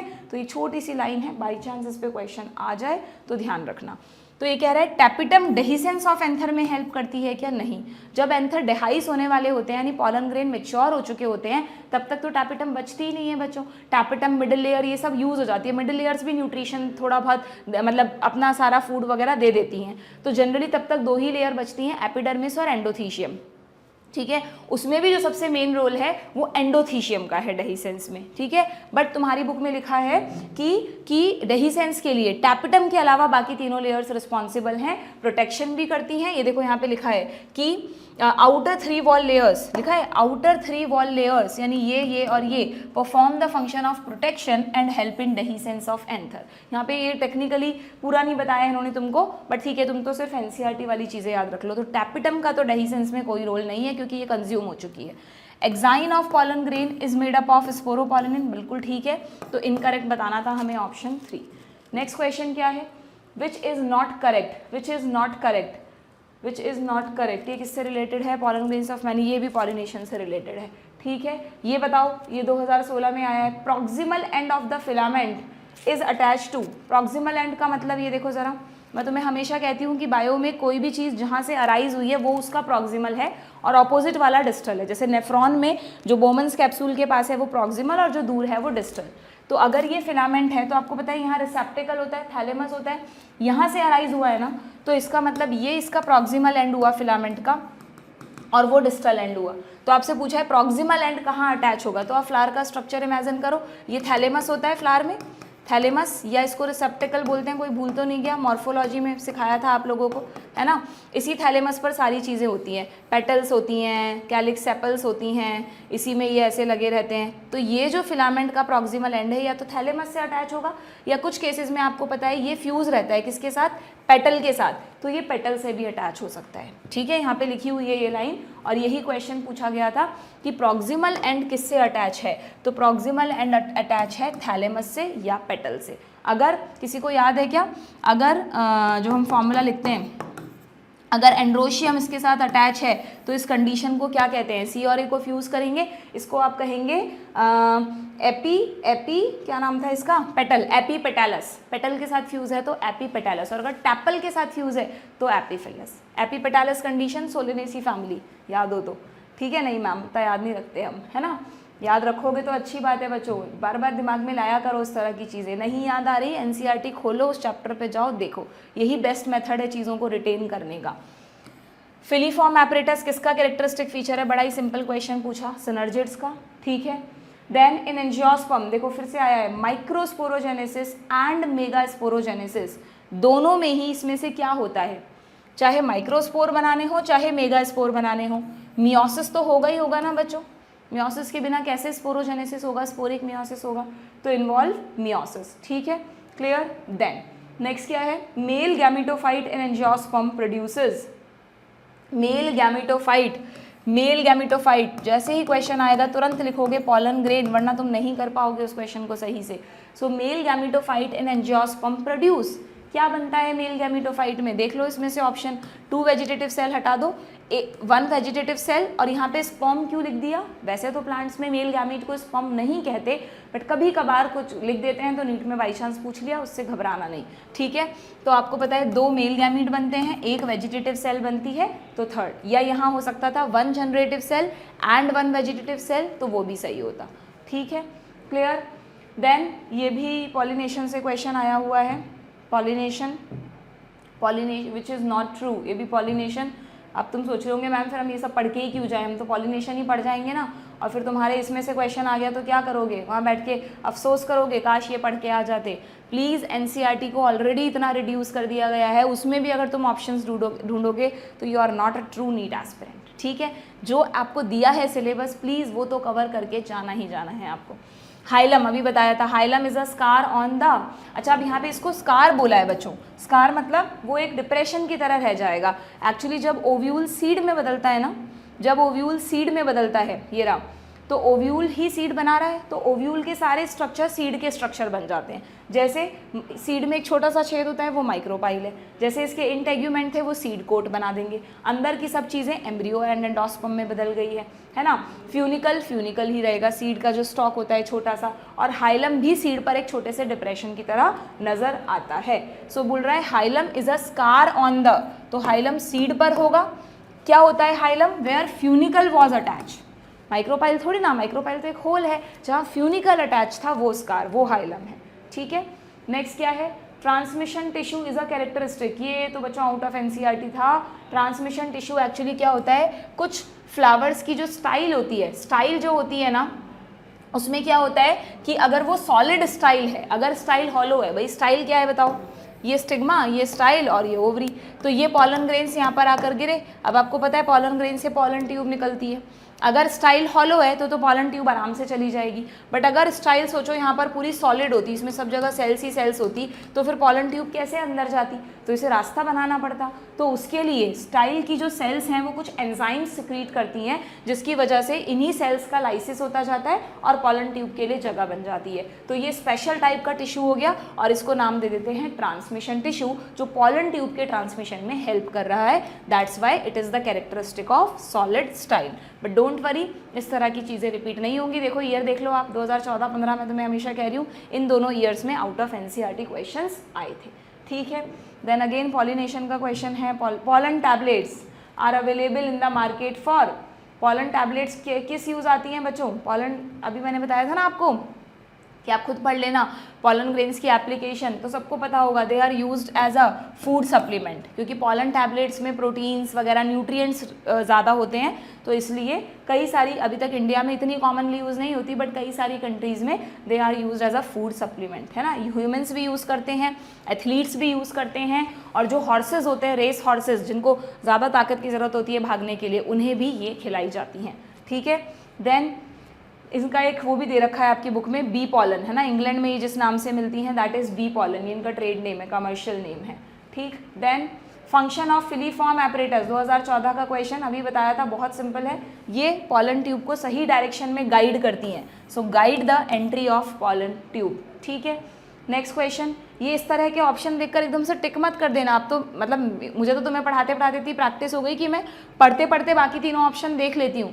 तुम अगर इस तरह करोगे, मान लो हाँ ये हमें पता है फर्स्ट, और बाद में घर आके देखोगे यार बी भी सही था और ए एंड बी बोथ था, तो तुम्हें हमेशा ये ध्यान रखना है कि चारों ऑप्शंस एक बार देखने ज़रूर हैं। अब वो तुम्हारी प्रैक्टिस पे डिपेंड करेगा बच्चों कि तुम कितनी क्वेश्चन प्रैक्टिस कर रहे हो, उतनी तुम्हारी स्पीड बढ़ती जाएगी क्वेश्चंस करने की। चलो ये फटाफट बताओ, अभी बताया है। मेगा स्पोरेंजियम, स्पोरेंजियम यानी वो बैग जिसके अंदर स्पोर्स बनते हैं, मेगा यानी फीमेल स्पोर्स, तो मेगा स्पोरोजेनेसिस कहाँ होता है, ओव्यूल में। बस एम्ब्रियोसेक भी दिया है, गड़बड़ मत कर देना, एम्ब्रियोसेक मेगा स्पोर से बनता है, ना कि एम्ब्रियोसेक में मेगा स्पोर बनते हैं, ठीक है। विच स्टेटमेंट इज करेक्ट, बताइए। एंडोथीशियम प्रोड्यूसेस द माइक्रोस्पोर्स, बिल्कुल नहीं। एंडोथीशियम का माइक्रोस्पोर से क्या रिलेशन, माइक्रोस्पोर तो sporogenous tissue, pollen mother cell से बनते हैं। Tapetum nourish the developing pollen, yes. Hard outer layer of pollen is intine, नहीं, एक्साइन। एंटाइन सेल्यूलोजिक है, इंटरनल लेयर है। स्पोरोजीनस टिश्यू हैप्लॉइड कर दिया, स्पोरोजीनस टिश्यू यानी पॉलन मदर सेल्स, तो ये तो डिप्लॉइड होती है, ठीक है। So option 2। नेक्स्ट क्या है, नेक्स्ट पॉलिनेशन का क्वेश्चन है ये रहा। Mega spores are produced from the mega spore mother cells, ये बोल रहा है मेगा स्पोर्स जो बनेंगे किससे बनेंगे, मेगा स्पोर मदर सेल यानी एमएमसी से बनेंगे। वो कैसे बनेंगे, after mitotic division, thick wall formation, differentiation या meiotic division, simple meiotic division, ठीक है। नेक्स्ट क्वेश्चन ये भी पॉलिनेशन से है, विच इज करेक्ट, 2013 का क्वेश्चन है। Sporopollenin can be degraded, correct बताना है हमें। Sporopollenin can be degraded by enzymes, कई बार तुम जल्दीबाजी में कैन को कैन नॉट भी पढ़ लेते हो, इसलिए मिस्टेक कराते हो, टाइम नहीं है, फटाफट इसको टिक किया और आगे बढ़ गए, है ना। ऐसी गलती नहीं होनी चाहिए, आप आराम से पेशेंस से क्वेश्चंस करेंगे, है ना। बहुत प्रैक्टिस कर लिए, जैसे मैम तुम्हें फटाफट फटाफट करा रही है, तब तो फिर तुम निकाल जाओगे नीट, फिर तो कहीं नहीं रहने वाले, ठीक है। Then sporopollenin is made up of inorganic, देखो आ गया ना, अभी कहा था मैंने थोड़ी देर पहले, it is the organic compound, इसने इनऑर्गेनिक कहा है। Sporopollenin can withstand high temperature, strong acids as well as alkali. Sporopollenin can withstand high temperature but not strong acids, ठीक है, clear. Then an organic substance, 2012 में आया है, an organic substance, जो PY use करके गया होगा, ऑर्गेनिक पे ध्यान गया होगा उसका, है ना, that can withstand environmental extreme and can not be degraded, तो सिंपली स्पोरोपोलिनिन, ठीक है। Then what is the function of germ pore, germ pore क्यों था बच्चों, जर्म पोर वो जगह है जहाँ पर स्पोरोपोलिनिन डिपॉजिट ही नहीं हुई, एग्जाइम बनते वक्त कुछ जगह नेचर ने छोड़ दी जहाँ स्पोरोपोलिनिन नहीं बनाया, अगर वहाँ भी स्पोरोपोलिनिन होता तो पॉलन ट्यूब बाहर कैसे निकलती, स्पोरोपोलिनिन को तो कोई डिग्रेड ही नहीं कर सकता, तो जहाँ स्पोरोपोलिनिन नहीं है वही जर्म पोर है, और वही वो जगह है जहाँ से पॉलन ट्यूब निकलेगी, यानी पॉलन ग्रेन का जर्मिनेशन होगा। एक होता है सीड जर्मिनेशन, एक होता है पॉलन जर्मिनेशन। सीड जर्मिनेशन यानी सीड के एम्ब्रियो से नए प्लांट का बनना, प्लूम्यूल रेडिकल से शूट सिस्टम, रूट सिस्टम का बनना, और पॉलन जर्मिनेशन का मतलब पॉलन जब सही स्टिग्मा पे पहुंच जाए तो उससे पॉलन ट्यूब का बनना, ठीक है। So what is the function of germ pore, germ pore क्या करता है, रेडिकल हटा दो, absorption of water for seed germination, initiation of pollen tube या release of male gamete, initiation of pollen tube, ठीक है।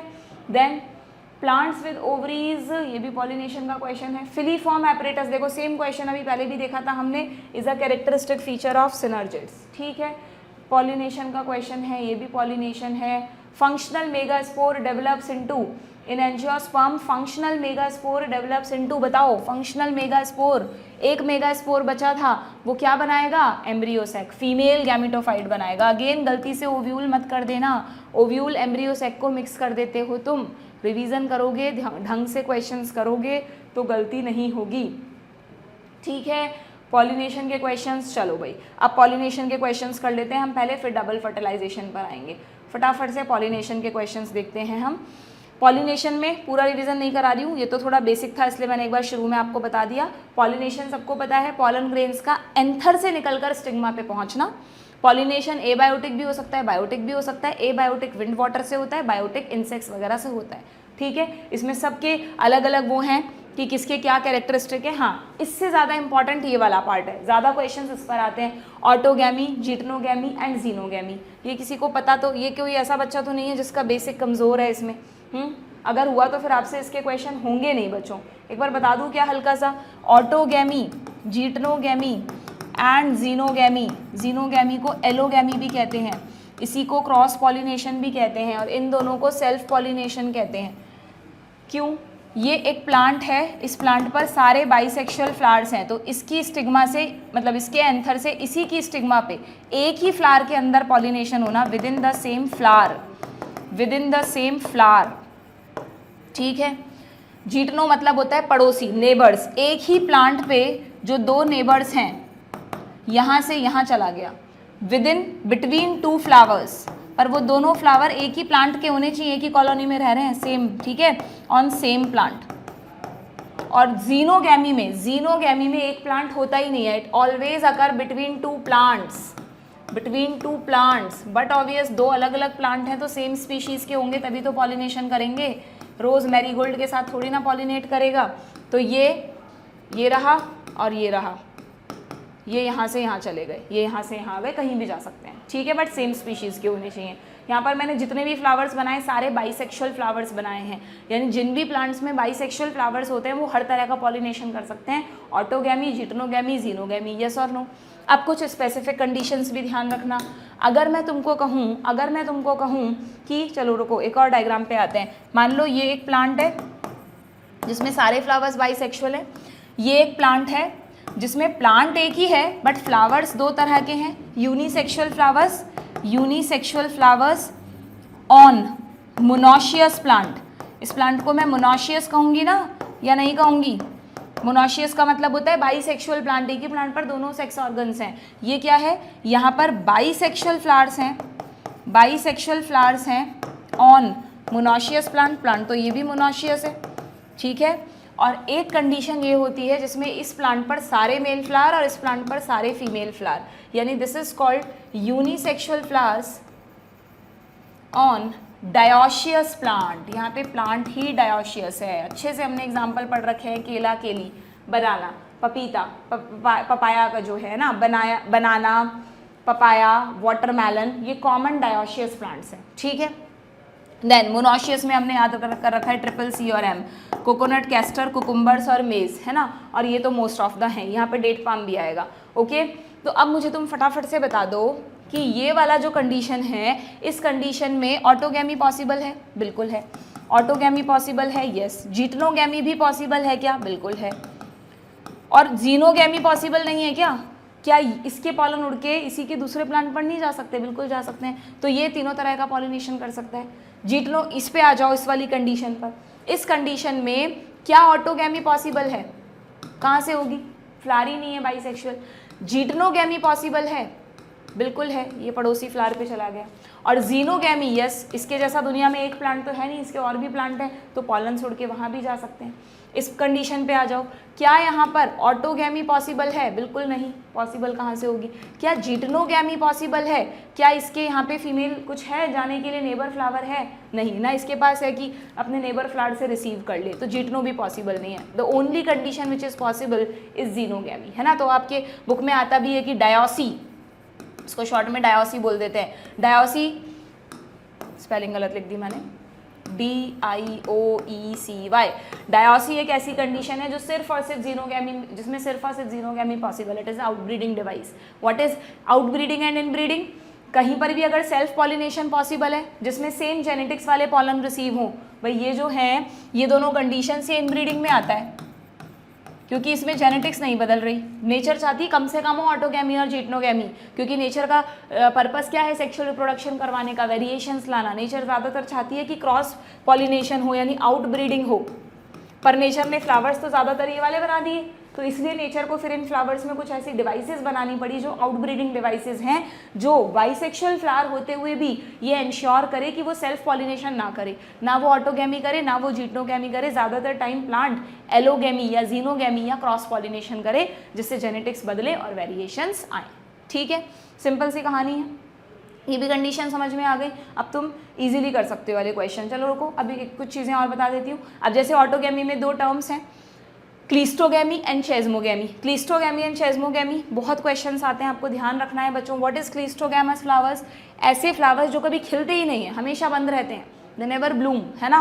कितना अफसोस की बात है, फ्लावर तो खिले हुए अच्छे लगते हैं, बट यस नेचर में कुछ क्लिस्टोगैमस फ्लावर्स भी हैं, जिसके 3 एग्जाम्पल आपको याद रखने हैं। वायोला ऑक्सैलिस कॉमेलिना, ठीक है, वायोला ऑक्सैलिस कॉमेलिना याद रखना। वायोला का एक और नाम भी है कॉमन पैंसी। ठीक, ये तीनों में क्लिस्टोगैमस फ्लावर्स तो हैं ही बच्चों। अब क्लिस्टोगैमस फ्लावर्स वो फ्लावर्स हैं जो कभी नहीं खिलते, जैसे ये रहे।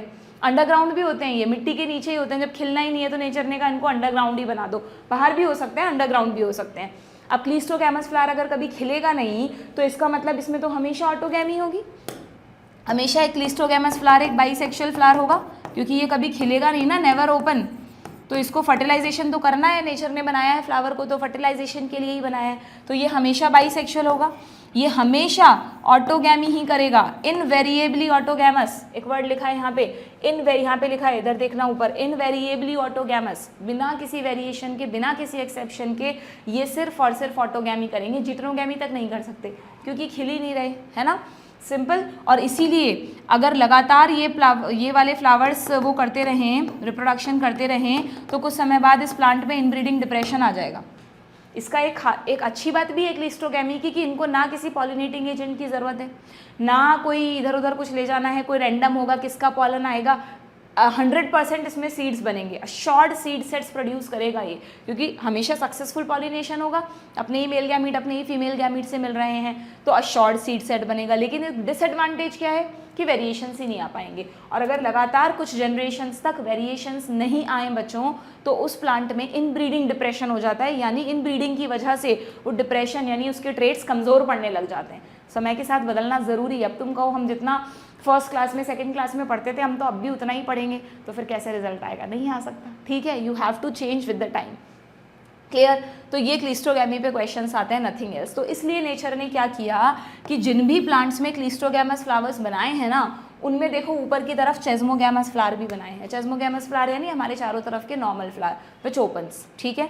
तो ये जो चेस्मोगैमस फ्लावर हैं, इनकी वजह से वेरिएशंस आ जाएंगे और प्लांट को इनब्रीडिंग डिप्रेशन का सामना नहीं करना पड़ेगा। तो ये जो 3 एग्जाम्पल तुमने देखे, वायोला ऑक्सैलिस कॉमेलिना, तीनों में क्लिस्टोगैमस भी होते हैं, चेस्मोगैमस भी होते हैं, ठीक है, सिंपल। ये सब मैंने तुम्हें बता ही दिया। देन एजेंट्स ऑफ पॉलिनेशन में, विंड पॉलिनेशन में, अब चलो क्वेश्चन करते हैं, क्वेश्चन के साथ बताऊंगी। चलो देखो क्या क्वेश्चन है 2024 में। देखो पॉलिनेशन से तो तुम्हें हर साल क्वेश्चन मिलेंगे, एक से ज़्यादा भी मिल सकते हैं, ठीक है। Identify the correct description about the given figure, ठीक है। डायग्राम बेस्ड क्वेश्चन आया था, बिल्कुल यहाँ से ये क्वेश्चन आया, मैंने तुम्हें बहुत अच्छे से पढ़ाया भी था लास्ट ईयर कि ये डायग्राम अच्छे से करके जाना बच्चों। इससे रिलेटेड क्वेश्चन सीबीएसई ने भी एक बार पूछा हुआ है। ये डायग्राम में आपको क्या दिखाया है, this is a wind pollinated plant showing inflorescence and well expose stamens. यहाँ पर विंड पॉलिनेशन हो रहा है, जनरली इस तरह का आपने देखा है, इस तरह के स्ट्रक्चर सीरियल्स में बहुत कॉमन होते हैं। सीरियल्स यानी पोएसी फैमिली, जो हमारे सीरियल्स हैं गेहूँ ज्वार मक्का वगैरह, दैट इज पोएसी फैमिली, उसमें आपने देखा होगा इस तरह के स्ट्रक्चर्स आर वेरी कॉमन, ठीक है। तो ये क्या बता रहे हैं, ये स्टेमन्स को बता रहे हैं बच्चों, ये स्टेमन्स को बता रहे हैं, इनके स्टेमन्स वेल एक्सपोज रहते हैं, क्योंकि सीरियल्स में हमेशा ध्यान रखना विंड पॉलिनेशन होता है बच्चों। सीरियल्स के कभी भी आपको इनमें कोई अट्रैक्टिव फ्लावर नहीं दिखेंगे। आप गेहूं ज्वार मक्का में देखो छोटे छोटे फ्लावर पास पास चिपके रहते हैं, तो एक कॉम्पैक्ट इन्फ्लोरेसेंस होता है, और इस कॉम्पैक्ट इन्फ्लोरेसेंस में स्टेमन्स को बाहर की तरफ रखना बहुत ज़रूरी है। जैसे ही एंथर फटे और पॉलन ग्रेन्स हवा के साथ उड़कर पॉलन ग्रेन्स को सही जगह ले जाएं, क्योंकि वायबिलिटी भी कम है, सिर्फ 30 मिनट के अंदर अंदर उन्हें सही जगह पहुंचना है। ना सिर्फ इनके स्टेमन्स वेल एक्सपोज होते हैं बल्कि इनमें जो स्टिग्मा और स्टाइल होती है ना वो भी क्या रहती है, फेदरी होती है। जो इनकी स्टिग्मा स्टाइल होती है वो इस तरह की फेदरी होती है जिससे उड़ते हुए पॉलन्स इनमें फंस जाएं, चिपक जाएं, जैसे धूल चिपक जाती है फाइबर्स पर, बिल्कुल वैसे ही। ठीक है, तो इनमें जो फेदरी स्टाइल और स्टिग्मा होती है वो भी आपको ध्यान रखनी है। अब यहाँ पे एक छोटा सा कन्फ्यूज़न है बच्चों, तुम्हारी एनसीईआरटी में लिखा है कि जैसे कॉर्न कॉब यानी मक्का, कॉब यानी उसका वो जो इन्फ्लोरेसेंस है उसको कॉब कहते हैं, कौन सबको पता है। तो ये कह रहा है कि जो कॉर्न कॉब है ना उसमें टेसल्स जो आपको दिख रहे हैं वो स्टिग्मा एंड स्टाइल को रिप्रेजेंट करते हैं। ये थोड़ा सा गलत लिखा हुआ है क्योंकि ये जो स्ट्रक्चर्स आपको दिख रहे हैं ना, ये जो स्ट्रक्चर्स आपको दिख रहे हैं एक्चुअली कुछ बुक्स में लिखा हुआ है कि इनको टेसल्स कहते हैं, बट यहाँ लिखा हुआ है कि नहीं। पर ठीक है, तो मैं तुम्हें कंफ्यूज नहीं करूँगी, जो एनसीईआरटी में लिखा है तुम तो वही मानो कि कॉर्न कॉब में टेसल्स का मतलब सिंपली लटकन जैसी चीज़ें है ना, जो किसी भी ड्रेसेस में जैसे पर्दे कर्टेंस वगैरह में टेसल्स लगे रहते हैं। तो कह रहा है कि उनके जो फेदरी स्टिग्मा एंड स्टाइल है कॉर्न कॉब के, उनको टेक्निकली टेसल्स कहा जाता है, नथिंग एल्स। ठीक, क्लियर। तो और ये देखो यहाँ पे ग्रासेस भी लिखा है, ग्रासेस भी वही पोएसी फैमिली में आती है। ठीक, सो क्वेश्चन क्या पूछा है तुमसे, क्वेश्चन पूछा है इस डायग्राम पर बेस्ड कि डायग्राम क्या बता रहा है, विंड पॉलिनेटेड प्लांट का inflorescence showing flowers with well expose स्टेमन, यहीं पर हमें आंसर मिल गया।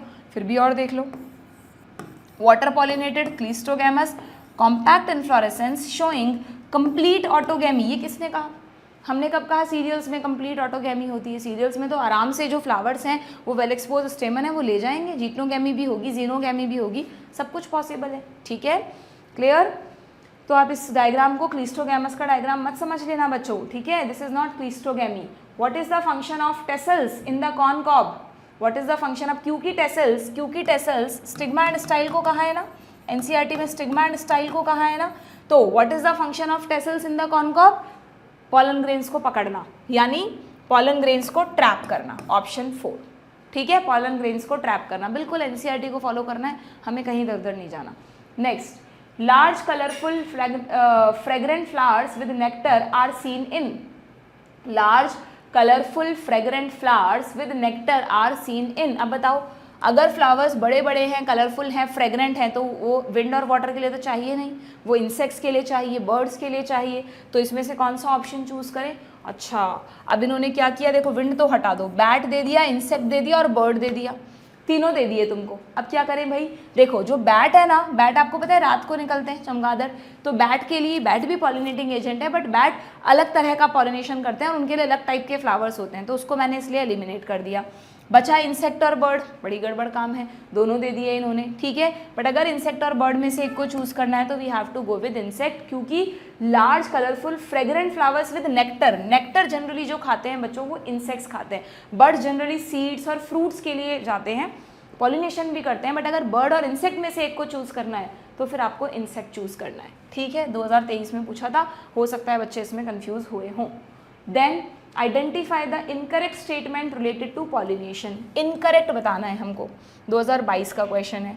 Pollination by water is quite rare in flowering plant, ध्यान से सुन लो, wind, water and insect bird जो हैं, इंसेक्ट बर्ड को मैं बायोटिक कहूंगी मिला के, तो विंड, वाटर और बायोटिक को अगर आप कंपेयर करोगे तो मोस्ट कॉमन पॉलिनेशन है बायोटिक, विंड और वाटर में से मोस्ट कॉमन है wind, water is very rare. Angiosperms में, एंजियोस्पर्म बहुत सारे हैं जो पानी में रहते हैं, लेकिन पानी में रहने वाले एंजियोस्पर्म्स में भी जरूरी नहीं है वाटर पॉलिनेशन हो, क्योंकि आपने देखा है lotus, water lily, water hyacinth, कितने सुंदर सुंदर फ्लावर्स होते हैं, उनमें वाटर पॉलिनेशन नहीं होता, उनमें फ्लावर वाटर के ऊपर रहता है, तो इंसेक्ट, बर्ड्स उनका पॉलिनेशन करते हैं। ठीक है, विंड भी कर देती है कई बार, तो एक्वेटिक प्लांट्स में वाटर पॉलिनेशन होना ज़रूरी नहीं है, तो एंजियोस्पर्म्स में water pollination is very rare, यहाँ पे लिखा हुआ है, it is quite rare in flowering plant. सिर्फ 30 स्पीशीज, 30 जेनेरा अभी तक नोन है जिनमें वाटर पॉलिनेशन होता है, और ये सब लगभग मोनोकॉट्स हैं, यानी जितने भी एग्जाम्पल तुम वाटर पॉलिनेशन में पढ़ते हो, 2 मेन एग्जाम्पल पढ़ते हो ना तुम, एक तो पढ़ते हो वेलिस्नेरिया एंड हाइड्रिला और एक पढ़ते हो जॉस्टेरा, तो इससे तुम्हें एक चीज़ और याद रखनी है कि ये सब मोनोकॉट्स के एग्जाम्पल हैं, क्या पता यही क्वेश्चन बनकर आ जाए। ठीक है, वेलिस्नेरिया और हाइड्रिला, इन दोनों में तो एपीहाइड्रोफिली होती है, पानी की सरफेस के ऊपर पॉलिनेशन होता है पानी से, और जॉस्टेरा में हाइपोहाइड्रोफिली होती है, बहुत अच्छे से समझा रखा है, पानी के अंदर ही पॉलन ग्रेन्स रिलीज हो जाते हैं, पानी के साथ वो फीमेल तक पहुंच जाते हैं। ठीक है, दोबारा नहीं बताऊंगी पूरा मैकेनिज्म। डन। एक और चीज़ याद रखना, पानी से जितने भी पॉलिनेशन होते हैं उनमें पॉलन ग्रेन्स आर म्यूसिलेजिनस बच्चों। जो वाटर पॉलिनेटिंग स्पीशीज़ हैं उनमें पॉलन ग्रेन्स को प्रोटेक्टेड रखने के लिए उनके चारों तरफ म्यूसिलेजिनस कवरिंग होती है जिससे एक्सेस वाटर उनको डैमेज ना पहुंचाए। ठीक है, क्लियर। सो ये वाला स्टेटमेंट सही है।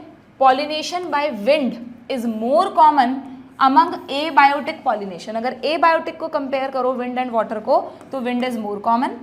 Flower produce foul odours to attract flies and beetles. Clearly NCERT में लिखा है कि वैसे तो फ्लावर्स खुशबू प्रोड्यूस करते हैं इंसेक्ट्स और बर्ड्स को अट्रैक्ट करने के लिए, बट हमने पढ़ा है कुछ फ्लावर्स बैड ऑर्डर, गंदी स्मेल भी प्रोड्यूस करते हैं फ्लाइज और बीटल्स की तरह। बीटल्स नहीं, बारिश के मौसम में वो कीड़े आते हैं गंदी स्मेल छोड़ते हैं, वो गंदी स्मेल की तरफ ही अट्रैक्ट होते हैं, तो फ्लावर्स भी उनके लिए फाउल ऑर्डर ही प्रोड्यूस करते हैं। Moth and butterfly are the most dominating pollinating agents among insects. ये क्या कह रहा है? मॉथ्स एंड अच्छा ये गलत हो गया ना, हाँ, मोस्ट डोमिनेटिंग पॉलिनेटिंग एजेंट्स में इंसेक्ट्स तो होते हैं बच्चों, बट इंसेक्ट्स में मॉथ्स एंड बटरफ्लाई नहीं होते, हनी भी होती हैं। देखो ना, दे रखा है तुम्हारी बुक में, ये रहा, यहीं पर दे रखा होगा कि अगर हम बायोटिक एजेंट्स में देखें तो मोस्ट कॉमन बायोटिक एजेंट कौन है? इंसेक्ट्स। और इंसेक्ट्स में भी मोस्ट कॉमन कौन है? इंसेक्ट्स में भी मोस्ट कॉमन कौन है? ये रहा, among the animals that is insects particularly bees are the dominant biotic pollinating agent. देखो कहाँ से छोटी सी लाइन से क्वेश्चन उठ के आ गया। दे वांट टू चेक कि आप कितना प्रिसाइजली एनसीईआरटी को पढ़ रहे हैं। उनको कोई मतलब नहीं है कि आप इधर उधर का सिलेबस पढ़ रहे हैं कि नहीं, पढ़ना ही नहीं है। एनसीईआरटी को पढ़ो, छोटी छोटी चीज़ों से क्वेश्चन। देखो एक नज़र में हमें लग रहा है हाँ यार बटरफ्लाइज क्यों नहीं पॉलिनेशन करती होंगी, बट बटरफ्लाइज की का नंबर कम है, बीज का नंबर बहुत ज़्यादा है। सो हनी बीज आर द मोर डोमिनेटिंग। ठीक है, सो इनकरेक्ट में ऑप्शन 4 होगा। ओके, देन कुछ बच्चों को तो लग रहा होगा यार ये क्वेश्चन ही गलत प्रिंट हुआ है, इसमें हमको बोनस मिल जाएगा शायद बाद में जाकर, है ना, ऐसे क्वेश्चंस में लगता है हमको। चलो, cleistogamous flowers are invariably autogamous. बिना वेरिएशन के ऑटोगैमी करते हैं, बिल्कुल करते हैं। It is disadvantageous as there is no chances for cross pollination. ये कह रहा है क्लीस्टोगैमी एक डिसएडवांटेज भी है पौधों के लिए, क्योंकि यहाँ पर क्रॉस पॉलिनेशन का कोई चांस ही नहीं है, यानी यहाँ पर वेरिएशंस आएंगे ही नहीं। तो ये भी सही है, तुम क्रॉस पॉलिनेशन देख के गलत मत कर देना। तुमको ये तो लिखा होना चाहिए था देयर इज नो वेरिएशन, तो वेरिएशन इसीलिए तो नहीं आए क्योंकि क्रॉस पॉलिनेशन नहीं हुआ। तो दोनों ही सही हैं, both statement are correct, option 1। ठीक है, next, the term used for transfer of pollen grain from anther of one plant to stigma of a different plant. Clearly आ गया, दो प्लांट्स के बीच में हो रहा है ड्यूरिंग पॉलिनेशन, तो but obvious genetically different pollen grains पहुंचेंगे। किसकी बात हो रही है? ये बात हो रही है जीनोगैमी की, या एलोगैमी ऑप्शन में हो सकता है, या क्रॉस पॉलिनेशन ऑप्शन में हो सकता है। बिल्कुल भी कंफ्यूज नहीं होना, जैसे ही दो डिफरेंट प्लांट लिखे हुए आएंगे सीधी सीधी बात हो रही है क्रॉस पॉलिनेशन की, क्योंकि ऑटोगैमी और जीनोगैमी में तो एक ही प्लांट रहता है। ठीक है, अभी डायग्राम बना के बताया है। अच्छा, ये क्वेश्चन रह गया था, टिपिकल एम्ब्रियो सेक में क्या होता है? इसमें कोई बच्चा कंफ्यूज तो नहीं होता? क्या ऐसा हो सकता है सेल्स तो 7 हो और न्यूक्लियस 8 हो? यानी फिर तो किसी एक से, मतलब ऐसे ही तो होगा, सॉरी मैं उल्टा बोल गई। क्या ऐसा, चलो इसको सोच लेते हैं, क्या ऐसा हो सकता है कि 7 सेल्स हों और 8 न्यूक्लियस हो? इसका मतलब किसी एक सेल में 2 न्यूक्लियस होंगे, तो हाँ बिल्कुल ऐसा हो सकता है। So option 2। क्या ऐसा हो सकता है कि सेल्स 8 हों और न्यूक्लियस 7 हों? ऐसा तब होता जब किसी एक सेल में न्यूक्लियस एब्सेंट होता, ऐसा तो कुछ हमने पढ़ा ही नहीं है, तो इसलिए सिंपली 8 न्यूक्लिएटेड एंड 7 सेल। ठीक है, जितना खुद से क्वेश्चनिंग करने की हैबिट बनाओगे तुम्हें ही तुम्हारे आंसर्स मिल जाएंगे बच्चों। मेरा तो यही मेथड है पढ़ाने का भी, और जब मैं पढ़ती थी तो भी ऐसे ही पढ़ती थी। ठीक है, then in water hyacinth and water lily, देखो कंफ्यूज करने के लिए दिया है तो मैं तुरंत वाटर देखते ही कहीं तुम कर दो वाटर पॉलिनेशन। दोनों में बहुत ब्यूटीफुल फ्लावर्स होते हैं, they are known for their beautiful flowers. तो वो किसके लिए हैं? वो इंसेक्ट्स को अट्रैक्ट करने के लिए हैं। तो उनमें कौन सा पॉलिनेशन होगा? एक में इंसेक्ट एंड विंड दिया है, एक में इंसेक्ट एंड वाटर दिया है। वाटर तो होता नहीं है, तो इंसेक्ट एंड विंड। चाहे आप कहोगे कि मैम विंड क्यों, यहाँ तो अट्रैक्टिव फ्लावर्स है, बट हाँ विंड भी कर सकती है। यहाँ पे लिखा है तुम्हारी बुक में, ये लाइन है एग्जैक्टली, ये रही वाटर हाइसिंथ और वाटर लिली के लिए लाइन है कि they are pollinated by insect और विंड। ठीक है, विंड को मना थोड़ी ना है कि भाई सुंदर फ्लावर्स है तो तुम पॉलिनेशन ही नहीं कर सकती, कर सकती है। What type of pollination takes place in Vallisneria, अभी बताया वेलिस्नेरिया और हाइड्रिला में सरफेस पर होगा पॉलिनेशन, ठीक है। Submerge condition, flowers emerge above the surface of water and pollination occur by insect, कहीं तुम इतना पढ़ के ही सही कर दो, इंसेक्ट नहीं, गलत है ये, flowers emerge above the water surface and pollen is carried by wind, फिर गलती हो गई। Male flowers are carried by water currents to female flowers at surface of water, सिर्फ यही स्टेटमेंट करेक्ट है, ये दोनों आधे आधे सही थे बट लास्ट में गड़बड़ कर दी है ना। वेलिस्नेरिया के डायग्राम अच्छे से देख कर जाना, जिसमें आपको बताया है ये आपको मेल फ्लावर्स दिखाए हैं बच्चों, इसमें वेलिस्नेरिया में ना मेल प्लांट और फीमेल प्लांट अलग अलग होता है, ये डायोशियस है, मोनोकॉट भी और डायोशियस भी है। तो जो भी मेल प्लांट था उसने मेल फ्लावर्स को रिलीज कर दिया, ये मेल फ्लावर्स सरफेस पर घूम रहे हैं, और ये फीमेल प्लांट है, इसका फीमेल फ्लावर ऊपर की तरफ आ गया रिबन लाइक स्टॉक से, ये इंतजार कर रहा है। तो जैसे ही ये छोटे छोटे मेल फ्लावर्स इसके चारों तरफ घूमेंगे, यहाँ पहुँचेंगे तो इसको पॉलिनेट कर देंगे, ठीक है, clear. Next, in which both autogamy and geitonogamy are prevented, देखो कितना अच्छा क्वेश्चन है, वो कौन सी कंडीशन बताई थी मैंने तुम लोगों को, डायग्राम में दिखाऊंगी, खुद सोचो, जिसमें ऑटोगैमी भी नहीं हो सकती और जीटनोगैमी भी नहीं हो सकती, यानी ओनली जीनोगैमी हो सकती है, ऐसा हमने पढ़ा था डायोशियस प्लांट्स में, किसमें, डायोशियस प्लांट्स में। इनमें से कौन सा डायोशियस का एग्जाम्पल है, ये रहा पपाया, ठीक है, पपाया, मैंने आपको 3 एग्जाम्पल बताए, पपाया, बनाना, वाटरमेलन, डेट पाम, ये 4 एग्जाम्पल्स याद रखना, 4, ठीक है। ये सब है ना, मेज और कैस्टर, ये दोनों monoecious with unisexual flower, with bisexual flower. Then next question क्या है, नेक्स्ट क्वेश्चन है हमारे पास, अट्रैक्टेंट्स और and rewards are required for, इनमें से यहाँ पे आपको टेक्निकल टर्म्स दे दी हैं, लेक्चर में बताई हैं मैंने आपको। एंटोमोफिली कहते हैं इंसेक्ट पॉलिनेशन को, क्लिस्टोगैमी तो अलग है, हाइड्रोफिली कहते हैं वाटर पॉलिनेशन को, और ये बड़ा कंफ्यूज करता है, एनिमोफिली को कुछ बच्चे एनिमल पॉलिनेशन समझ लेते हैं, no this is wind pollination, wind pollination को एनिमोफिली कहते हैं, ठीक है, एनिमल पॉलिनेशन को जूफिली कहते हैं, क्लियर। सो कह रहा है अट्रैक्टेंट और रिवॉर्ड्स इनमें से किसको चाहिए, वाटर और विंड को तो चाहिए नहीं, सो एंटोमोफिली को, ठीक है।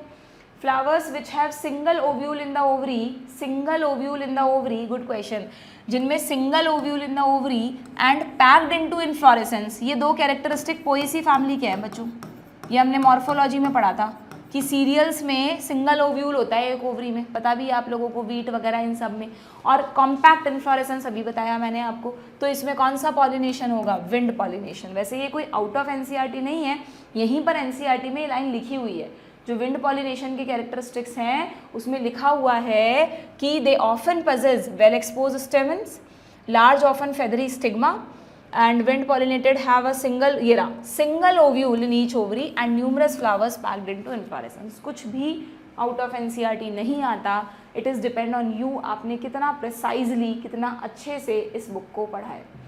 A dioecious flowering plant prevent both, बताओ, डायोशियस प्लांट है, देखो कितना अच्छा क्वेश्चन है, अभी करा हमने, क्या नहीं कर पाएगा ये, तो डायोशियस प्लांट क्रॉस पॉलिनेशन तो करेगा, तो क्या नहीं करेगा, ऑटोगैमी एज वेल एज जीटनोगैमी, दोनों ही एक डायोशियस प्लांट में इम्पॉसिबल है, क्यों, मैंने अभी डायग्राम से तुम्हें बता दिया। Next question, pollination in water hyacinth and water lily is brought about by the agency of, repeat हुआ है question, water hyacinth and water lily में पॉलिनेशन कौन करता है, ये रहा इंसेक्ट और विंड। ढंग से पढ़ लेना एक बार टिक करने से पहले, कई बार हम जल्दीबाजी में सेम क्वेश्चन देखकर बड़े एक्साइट हो जाते हैं और गलती कर बैठते हैं।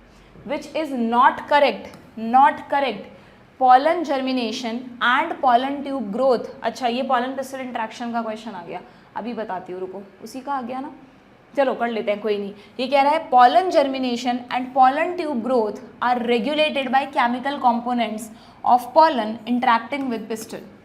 क्या है ये इतना कॉम्प्लिकेटेड सा स्टेटमेंट, ये कह रहा है pollen pistil इंट्रैक्शन में क्या होता है कि जब pollen ग्रेन्स अपनी स्टिग्मा पे पहुंचते हैं तो स्टिग्मा पिस्टिल का पार्ट है ना, तो स्टिग्मा भी कुछ केमिकल्स रिलीज करता है और pollen भी कुछ केमिकल्स रिलीज करता है। मैंने बोला था दोनों के बीच में बातचीत होती है, जैसे लड़का लड़की मिलते हैं तो वो बातचीत करके कंपैटिबिलिटी चेक करते हैं, यार हम दोनों के विचार थॉट्स मिल रहे हैं कि नहीं मिल रहे, वैसे ही ये दोनों ये चेक करते हैं कि हमारी स्पीशीज सेम है कि नहीं, क्योंकि pollen ग्रेन तो वेरी हाई चांसेस कि कहीं भी पहुंच सकते हैं, तो that is called pollen pistil interaction, ठीक है। फिर उसी के अकॉर्डिंग तय होता है कि pollen जर्मिनेट होगा, pollen ट्यूब बनाएगा नहीं बनाएगा, तो यस इट इज करेक्ट, ठीक है, पॉलन जर्मिनेशन भी और पॉलन ट्यूब की ग्रोथ भी दोनों ही केमिकल कंपोनेंट्स डिसाइड करते हैं।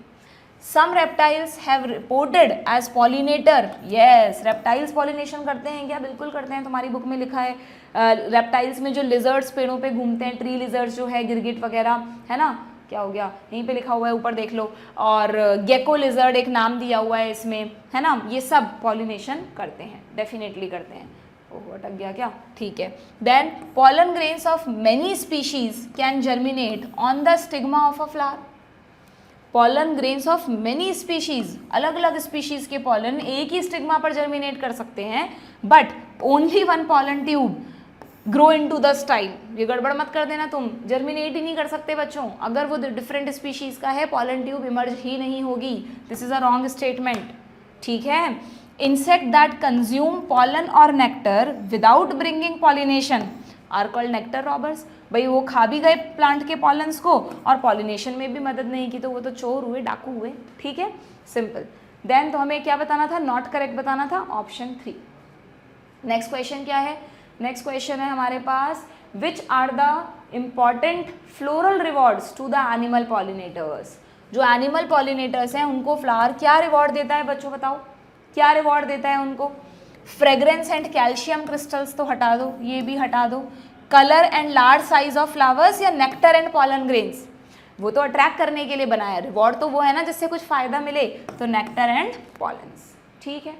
विच may require pollinators, very good question, which may require pollinators but genetically similar to autogamy. इनमें से वो कौन सा पॉलिनेशन है जिसमें पॉलन ग्रेन्स को पहुंचाने के लिए पॉलिनेटर्स तो चाहिए लेकिन जेनेटिकली सेम पॉलन्स पहुंचेंगे? तो जिटनोगैमी की बात हो रही है। भाई ऑटोगैमी में तो क्या होता है, वहीं पर एंथर फटा, उसी की स्टिग्मा पे गिर गया, तो ऑटोगैमी में तो जनरली पॉलिनेटर्स की ही जरूरत नहीं होती, पर जिटनोगैमी में अपने ही पड़ोसी नेबर फ्लावर तक ले जाने के लिए पॉलिनेटर्स की जरूरत हो भी सकती है, नहीं भी। So may require pollinator but genetically अगर सिमिलर है तो फिर दैट इज जिटनोगैमी, ठीक है। Which is not true, which is not true, बताओ भाई, which is not true. The flower pollinated by flies and bats secrete foul odour to attract them. Flies तो ठीक है, ये थोड़ा मुझे डाउटफुल लग रहा है क्योंकि यहाँ पे बीटल्स था, ठीक है, बट अभी मैं इस पर क्वेश्चन मार्क रख रही हूँ। और देख लेते हैं, honey is made by bees by digesting pollens collected from flowers. Yes, ये सही बात है बच्चों, चाहे से हमने इतनी डिटेल में नहीं पढ़ा, बट एक्चुअली में जो हनी बनाती है बीज, उनमें कुछ स्पेशल ग्लैंड्स होती हैं और उसके लिए उनको पहले पॉलन्स को खाना भी पड़ता है, ठीक है। Pollen grains are rich in nutrients and they are use in the form of tablets and syrups. Yes, लिखा हुआ है एनसीईआरटी में। Pollen grains of some plants cause severe allergies and bronchial afflictions in some people. Yes, कई सारे plants के pollen grain से allergies होती है और ब्रोंकियल एफ्लिक्शंस यानी ब्रोंकियल प्रॉब्लम्स, ब्रोंकाइटिस वगैरह होता है, ठीक। तो यानी यहाँ पर इनकरेक्ट में we have to choose option 1। Bats नहीं होना चाहिए था, बीटल्स लिखा हुआ होना चाहिए था, ठीक है। और कंफर्म कर लो एनसीईआरटी में देखकर तुम, बैट्स पॉलिनेशन करते हैं बट जो फाउल ऑर्डर है ना उसके लिए फ्लाइज एंड बीटल्स क्लियरली लिखा हुआ है बच्चों, एक जगह पर फ्लाइज एंड बीटल्स क्लियरली लिखा हुआ है, ये रहा। The flower pollinated by flies and beetles secrete foul odour to attract these animals, ठीक है। That's why it is the wrong one, so हम इसको चूज कर रहे हैं, ठीक है। थोड़ा कंफ्यूजिंग सा क्वेश्चन था, वही देखो 2015 का, ठीक, मतलब 2014-15 वालों की तो अच्छी खासी लगी होगी, इतना टफ पेपर था, है ना। अब तो डॉक्टर बन के निकल गए वो, कहाँ अभी तो अपने पीजी वगैरह कर रहे होंगे बच्चों, ठीक है। So next, geitonogamy involves, geitonogamy involves, geitonogamy में क्या होता है? जिटनोगैमी यानी neighbour flowers. So flower by the pollen from another flower of same plant, yes. By the pollen from same flower, autogamy. Flower of another plant, allogamy. By the pollen from flower of another plant, distant population, हटा दो, सो option 1, ठीक है। मैं तुम्हारे लिए पढ़ती हूँ एक बार सारे ऑप्शंस, जिससे तुम्हें हैबिट बन जाए कि हमें ऑप्शन सारे देखने हैं, ओके। एडवांटेज ऑफ क्लिस्टोगैमी क्या बताया था अभी? 100% सीड्स बनेंगे, इनवेरिएबली ऑटोगैमस होगा। So no dependence on pollinator, vivipary, variability, more vigorous. इसका मतलब है विगरस मतलब बेहतर, कि जो उनके ऑफस्प्रिंग्स होंगे वो उनसे भी बेहतर होंगे। वो तो तब होता है ना जब वेरिएशंस आते, तो ये तो हो नहीं सकता। विविपैरी का मतलब होता है मतलब जैसे तुम एनिमल्स में पढ़ते हो कि मैमल्स आर विविपैरस, उनसे डायरेक्टली न्यू बॉर्न जन्म लेते हैं, वैसे कुछ प्लांट्स में भी होता है कि प्लांट्स में क्या होता है, सीड है और सीड अभी अलग भी नहीं हुआ और सीड से ही वहीं पर नया पौधा निकल गया, वहीं अभी प्लांट पे फ्रूट में सीड लगा हुआ है और वो सीड से नया पौधा निकल गया, ऐसा लगता है प्लांट से नया प्लांट निकल रहा है, तो उसको विविपैरस जर्मिनेशन कहते हैं। अब नहीं आते इस पे क्वेश्चंस, ठीक है, पहले आते थे बहुत पहले, लास्ट 15 सालों में तो कोई नहीं देखा तुमने। Animal vectors are required for pollination in, animal vector चलो लगाते हैं कोई बात नहीं। वेरिसनेरिया में वाटर देखा हमने, मेज में विंड, सीरियल है क्योंकि, अब क्या करें, मलबेरी बचा और कुकुम्बर्स बचे, इन दोनों में क्या करें, animal vectors are required for pollination in. मुझे जहाँ तक लगता है हाँ इसको आप ऐसे कर सकते हो, मलबेरी ना शहतूत खाया तुमने, मलबेरी शहतूत, उसमें भी इनफ्लोरेसेंस होता है, इनफ्लोरेसेंस यानी छोटे छोटे फ्लावर्स कॉम्पैक्टली पैक्ड होते हैं, तो अगर इनफ्लोरेसेंस है तो इसमें भी वाटर तो जनरली होगा नहीं, विंड से ही पॉलिनेशन होता होगा, तो बचे cucumbers, so we have to choose option 3। वो ये तभी कर पाएगा बच्चा जब उसे पता है कि मलबेरी में जो शहतूत है वो इनफ्लोरेसेंस से बना, और इनफ्लोरेसेंस जनरली विंड पॉलिनेशन में देखा जाता है, क्योंकि छोटे छोटे फ्लावर्स हैं ना, कलरलेस हैं, तो इसलिए उनको कॉम्पैक्ट करके एक इनफ्लोरेसेंस बना दिया, ठीक है। देखो कर्नाटका में अच्छा खासा क्वेश्चन आया है, ये भी कर्नाटका के पेपर भी अच्छा खासा आया था, है ना। Which statement is correct, correct बताना है बच्चों तुम्हें। Cleistogamous flowers are always autogamous, always autogamous, yes invariably autogamous है, अभी देखा हमने। जीनोगैमी अगर ओनली बाय विंड पॉलिनेशन, क्यों भाई इसने क्या अपराध किया है, cross pollination birds, insect, wind, water कोई भी करा सकता है। Chasmogamous flowers do not open at all, ये क्लीस्टोगैमस फ्लावर्स के लिए होता है। Geitonogamy involve the pollen and stigma of different plants, नहीं सेम प्लांट के different flowers, okay, so this is the correct. Next क्या है, both autogamy and geitonogamy are prevented in, देखो आउटब्रीडिंग डिवाइसेस पे इनडायरेक्ट क्वेश्चंस आ रहे हैं, है ना, ये उसी के क्वेश्चन है। Both autogamy and geitonogamy are prevented, यानी अगेन आपको एक डायोशियस प्लांट चुनना है, डायोशियस प्लांट इनमें से कौन है, तो सेम क्वेश्चन आ गया कि अभी तो किया था पपाया, सेम क्वेश्चन है। ये तीनों मोनोशियस प्लांट हैं जिनमें यूनिसेक्सुअल फ्लावर्स होते हैं, डू रिमेंबर। नेक्स्ट क्या है, even in absence of pollinating agent seed setting is assured in, कि अगर पॉलिनेटर नहीं है तो भी अश्योर्ड है कि सीड बनेगा ही बनेगा, यानी क्लिस्टोगैमस फ्लावर्स हैं उसके पास, तो ये रहा कॉमेलिना, ठीक है। Zostera wind water pollination, hypohydrophily, बाकी फिग, साल्विया, इन सब में तो इंसेक्ट पॉलिनेशन, फिग में शायद मॉथ्स के थ्रू होता है। Plant with ovaries having only one और a few ovules are generally pollinated by, ये वही क्वेश्चन है अभी जो हमने किया था कि अगर किसी की ओवरी में जनरली एक ओव्यूल है या थोड़े से एक से ज़्यादा भी हो सकते हैं, तो उसमें कौन सा पॉलिनेशन होगा, विंड। मतलब इस बात का विंड पॉलिनेशन से कोई रिलेशन नहीं है बच्चों, बट विंड पॉलिनेशन जिन फैमिलीज में होता है, स्पेशली पोएसी फैमिली में, वहाँ ये कंडीशन होती है, इसलिए इसको विंड पॉलिनेशन में रखा गया है।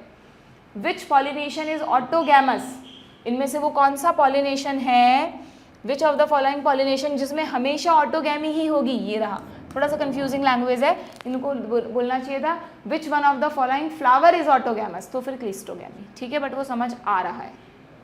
Then wind pollination is common in, अब तो तुम्हें एकदम याद हो गया होगा, ये बहुत कॉमन आ रहा है क्वेश्चन, ग्रासेस, या तो ऑप्शन में पोएसी मिलेगा, सीरियल्स मिलेगा या ग्रासेस मिलेगा, ठीक है।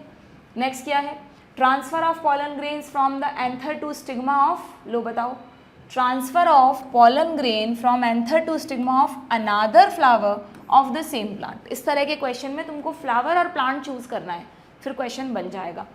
अनादर फ्लावर ऑफ सेम प्लांट तो geitonogamy, same flower of same plant autogamy, different मतलब flowers of different plant xenogamy, ठीक है। तो another flower of same plant यानी पड़ोसियों की बात हो रही है, जीटनोगैमी।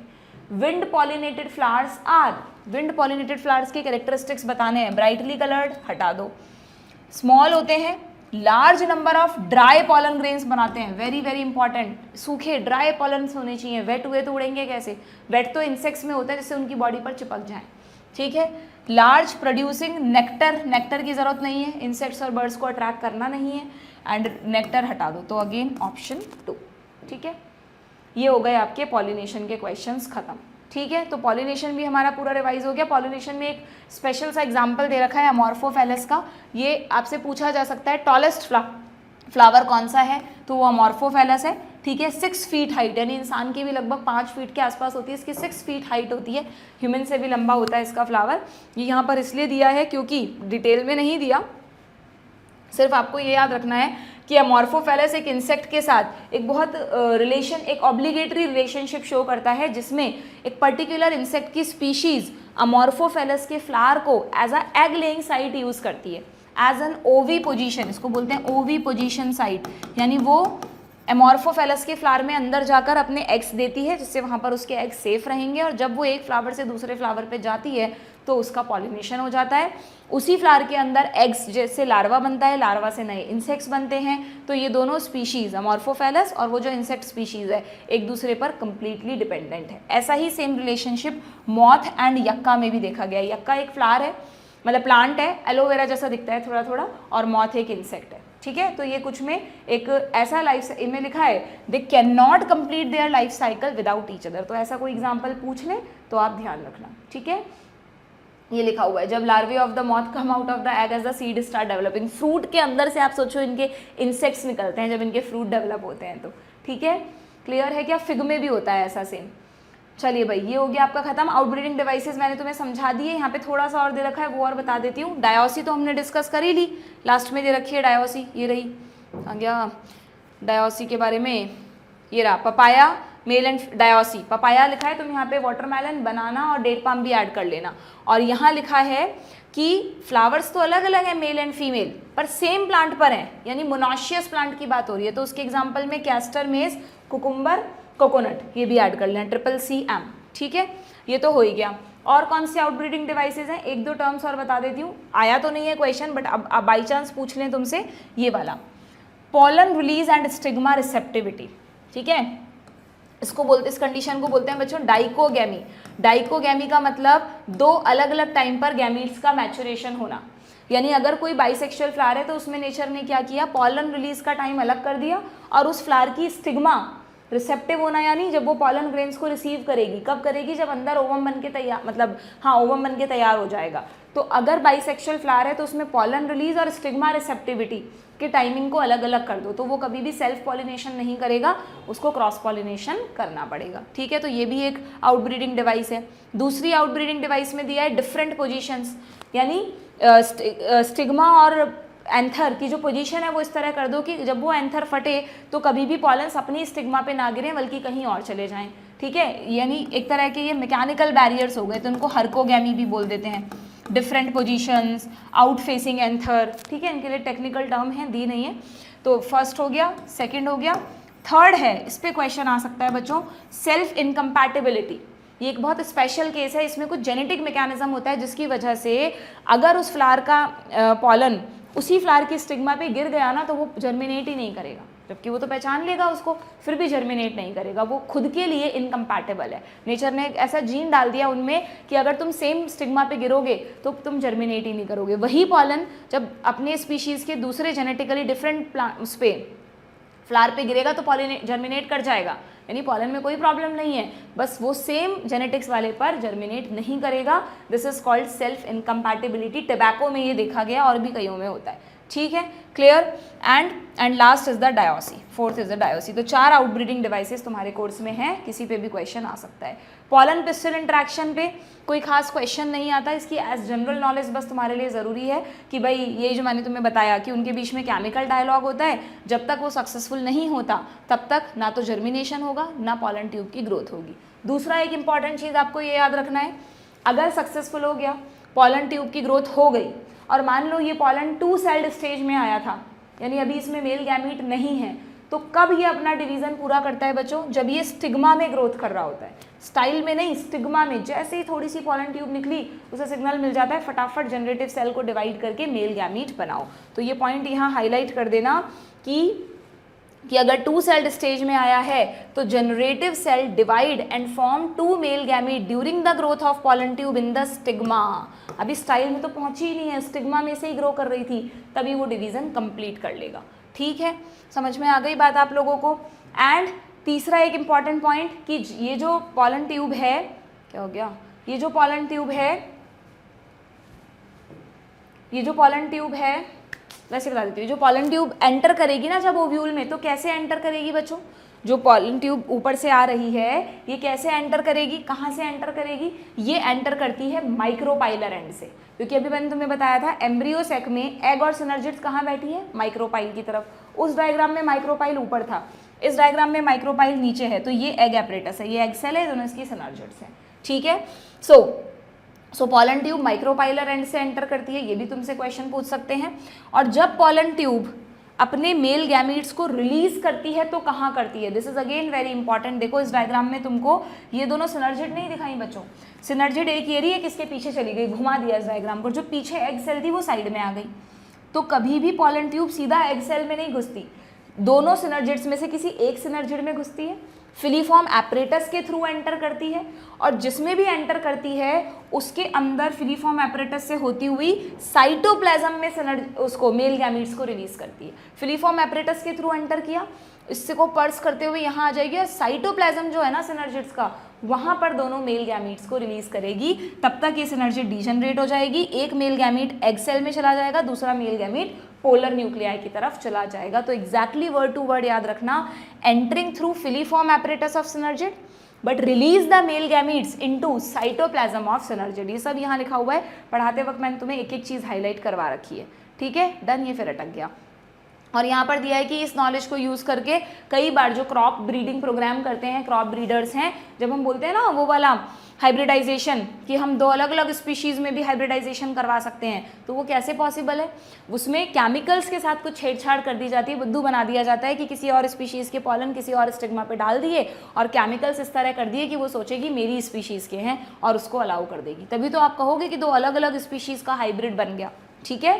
बहुत रेयरली होता है, इतना इजीली नहीं होता ये एक्सपेरिमेंट, बट होता है। बट अब वो सब तुम्हें नहीं पढ़ना क्योंकि स्ट्रैटेजीज वाला चैप्टर हट गया, तो ये सब तुमसे नहीं पूछेंगे, ठीक है।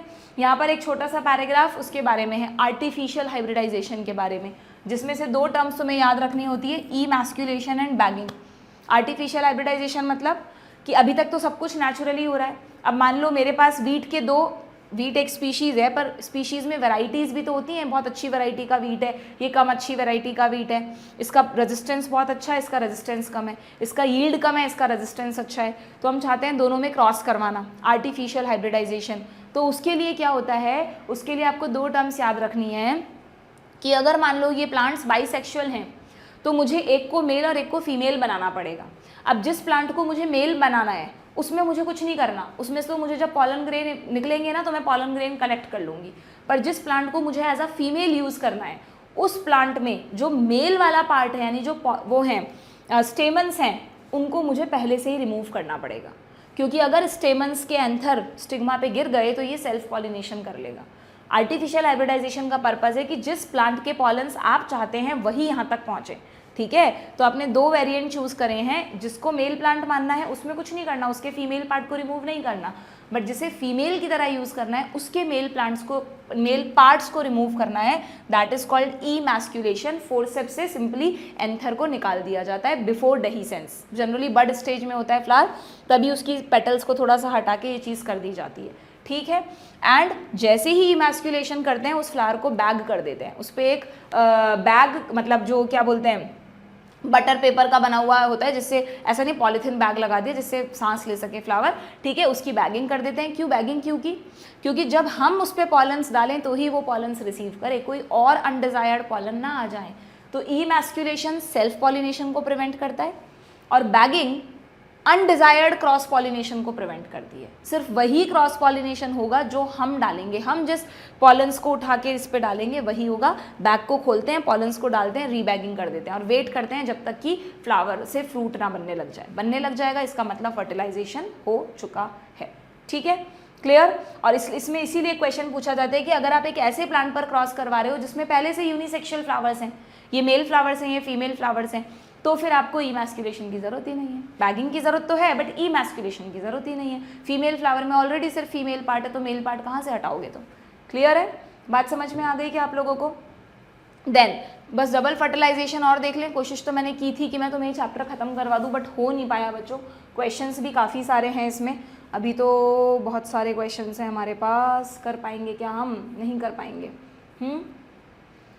नहीं कर पाएंगे या कर पाएंगे? बता दो भाई। देखो डबल फर्टिलाइजेशन के क्वेश्चंस तो देख ले हम, या फिर इसको अगले सेशन में ही ले लें, सारे क्वेश्चन जो बचे हैं हमारे। चलो इसको फिर हम अगले सेशन में ही लेते हैं, ठीक है, तभी ये कंप्लीट हो पाएगा तुम्हारा। हालांकि बहुत ज़्यादा तो नहीं है, double fertilization, post fertilization events हैं, उनमें से क्वेश्चन बहुत कम आए हैं बच्चों, ज़्यादा क्वेश्चन नहीं आए हैं, तो ख़त्म करेंगे हम। सिर्फ क्वेश्चन करवा दूँ मैं इस वाले लास्ट पार्ट के। हाँ देखो करते हैं, देखो ट्राई करते हैं, हो जाए तो, थोड़ा सा टाइम दो। क्या पूछा है यहाँ पर हमसे?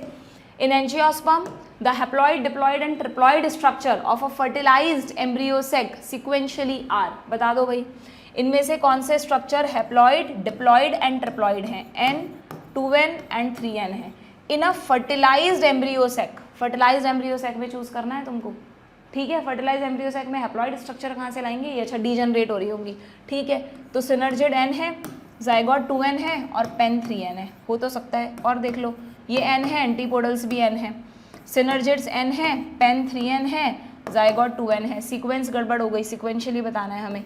एंटीपोडल्स N है, सिनर्जिड्स N है, ठीक है। ऑप्शन 1 सिनर्जिड्स इसलिए लिखा क्योंकि डीजनरेट हो रही होंगी फर्टिलाइज्ड वाले में, ठीक ठीक। Then what is the fate of male gametes discharge in the synergids? जो सिनर्जिड्स में डिस्चार्ज हुए थे उन मेल गैमीट्स का फेट बताओ। One fuses with egg and other fuses with central cell nuclei, यानी पोलर न्यूक्लिया है, बिल्कुल ठीक है। डीजनरेट ऑल फ्यूजेस, ऑप्शन 1, बहुत सिंपल टाइप का सा क्वेश्चन था। Double fertilization is, double fertilization क्या है बच्चों? Fusion of 2 male gametes with 2 different eggs, नहीं, fusion of 1 male gamete with 2 polar nuclei and another male gamete with egg। सब कुछ नहीं दिया इन्होंने, ये वाला, अच्छा ये वाला ऑप्शन चूज करेंगे फिर हम। ये भी सही था बट ये इनकम्प्लीट है। ये कह रहा है कि 1 मेल गैमीट का 2 पोलर न्यूक्लियाई से हो गया, तो ये तो सिर्फ ट्रिपल फ्यूजन ही बताया ना इसने, और डबल फर्टिलाइजेशन में ट्रिपल फ्यूजन प्लस सिनगैमी दोनों आते हैं, तो फिर we have to choose option 4। इसलिए लास्ट तक ऑप्शंस पढ़ लेने चाहिए, ठीक है। Double fertilization is exhibited by, इस क्वेश्चन में ऐसा कुछ भी नहीं है। एंजियोस्पर्म 2017 में पूछा गया, विच इज रॉन्ग, रॉन्ग बताना है। When pollen is shed at 2 celled stage, double fertilization होगा ही नहीं। क्यों नहीं होगा भाई? बिल्कुल होगा। वेजिटेटिव सेल लार्जर होती है जनरेटिव सेल से, yes. Pollen grain remain viable for months, कुछ प्लांट्स में, Rosaceae, Leguminosae. Intine is made up of cellulose and pectin, बिल्कुल ठीक है। इंटाइन यानी सेल वॉल सेल्यूलोज और पैक्टिन की बनी होती है, तो इनकरेक्ट मिल गया हमें ऑप्शन 1। देन देखो मैंने कहा ना ज़्यादा क्वेश्चन है नहीं, हो जाएंगे ये फटाफट, बस मैं इसका पूरा रिवीजन तुम्हें नहीं दे रही हूँ। पोस्ट फर्टिलाइजेशन में एंडोस्पर्म का डेवलपमेंट है, डायग्राम्स हैं, फिर एम्ब्रियो का डेवलपमेंट है। डाइकॉट और मोनोकॉट एम्ब्रियो में डायग्राम्स में क्या क्या चीज़ें होती हैं वो सब हमने पढ़ रखी है, मॉर्फोलॉजी में भी थोड़ी बहुत बता रखी है। तो अगर मैं नहीं भी पढ़ाऊंगी तो मैं सिर्फ क्वेश्चंस करा दूंगी। ये सारे सीड्स के डायग्राम हैं और उसके बाद फ्रूट के बारे में दे रखा है बिल्कुल शॉर्ट में, ठीक है। तो देखो सिर्फ क्वेश्चंस करा रही हूँ मैं लास्ट में। Identify the part of seed from the given figure which is destined to form root when the seed germinate. तो तुम्हें पता है रूट किससे बनती है?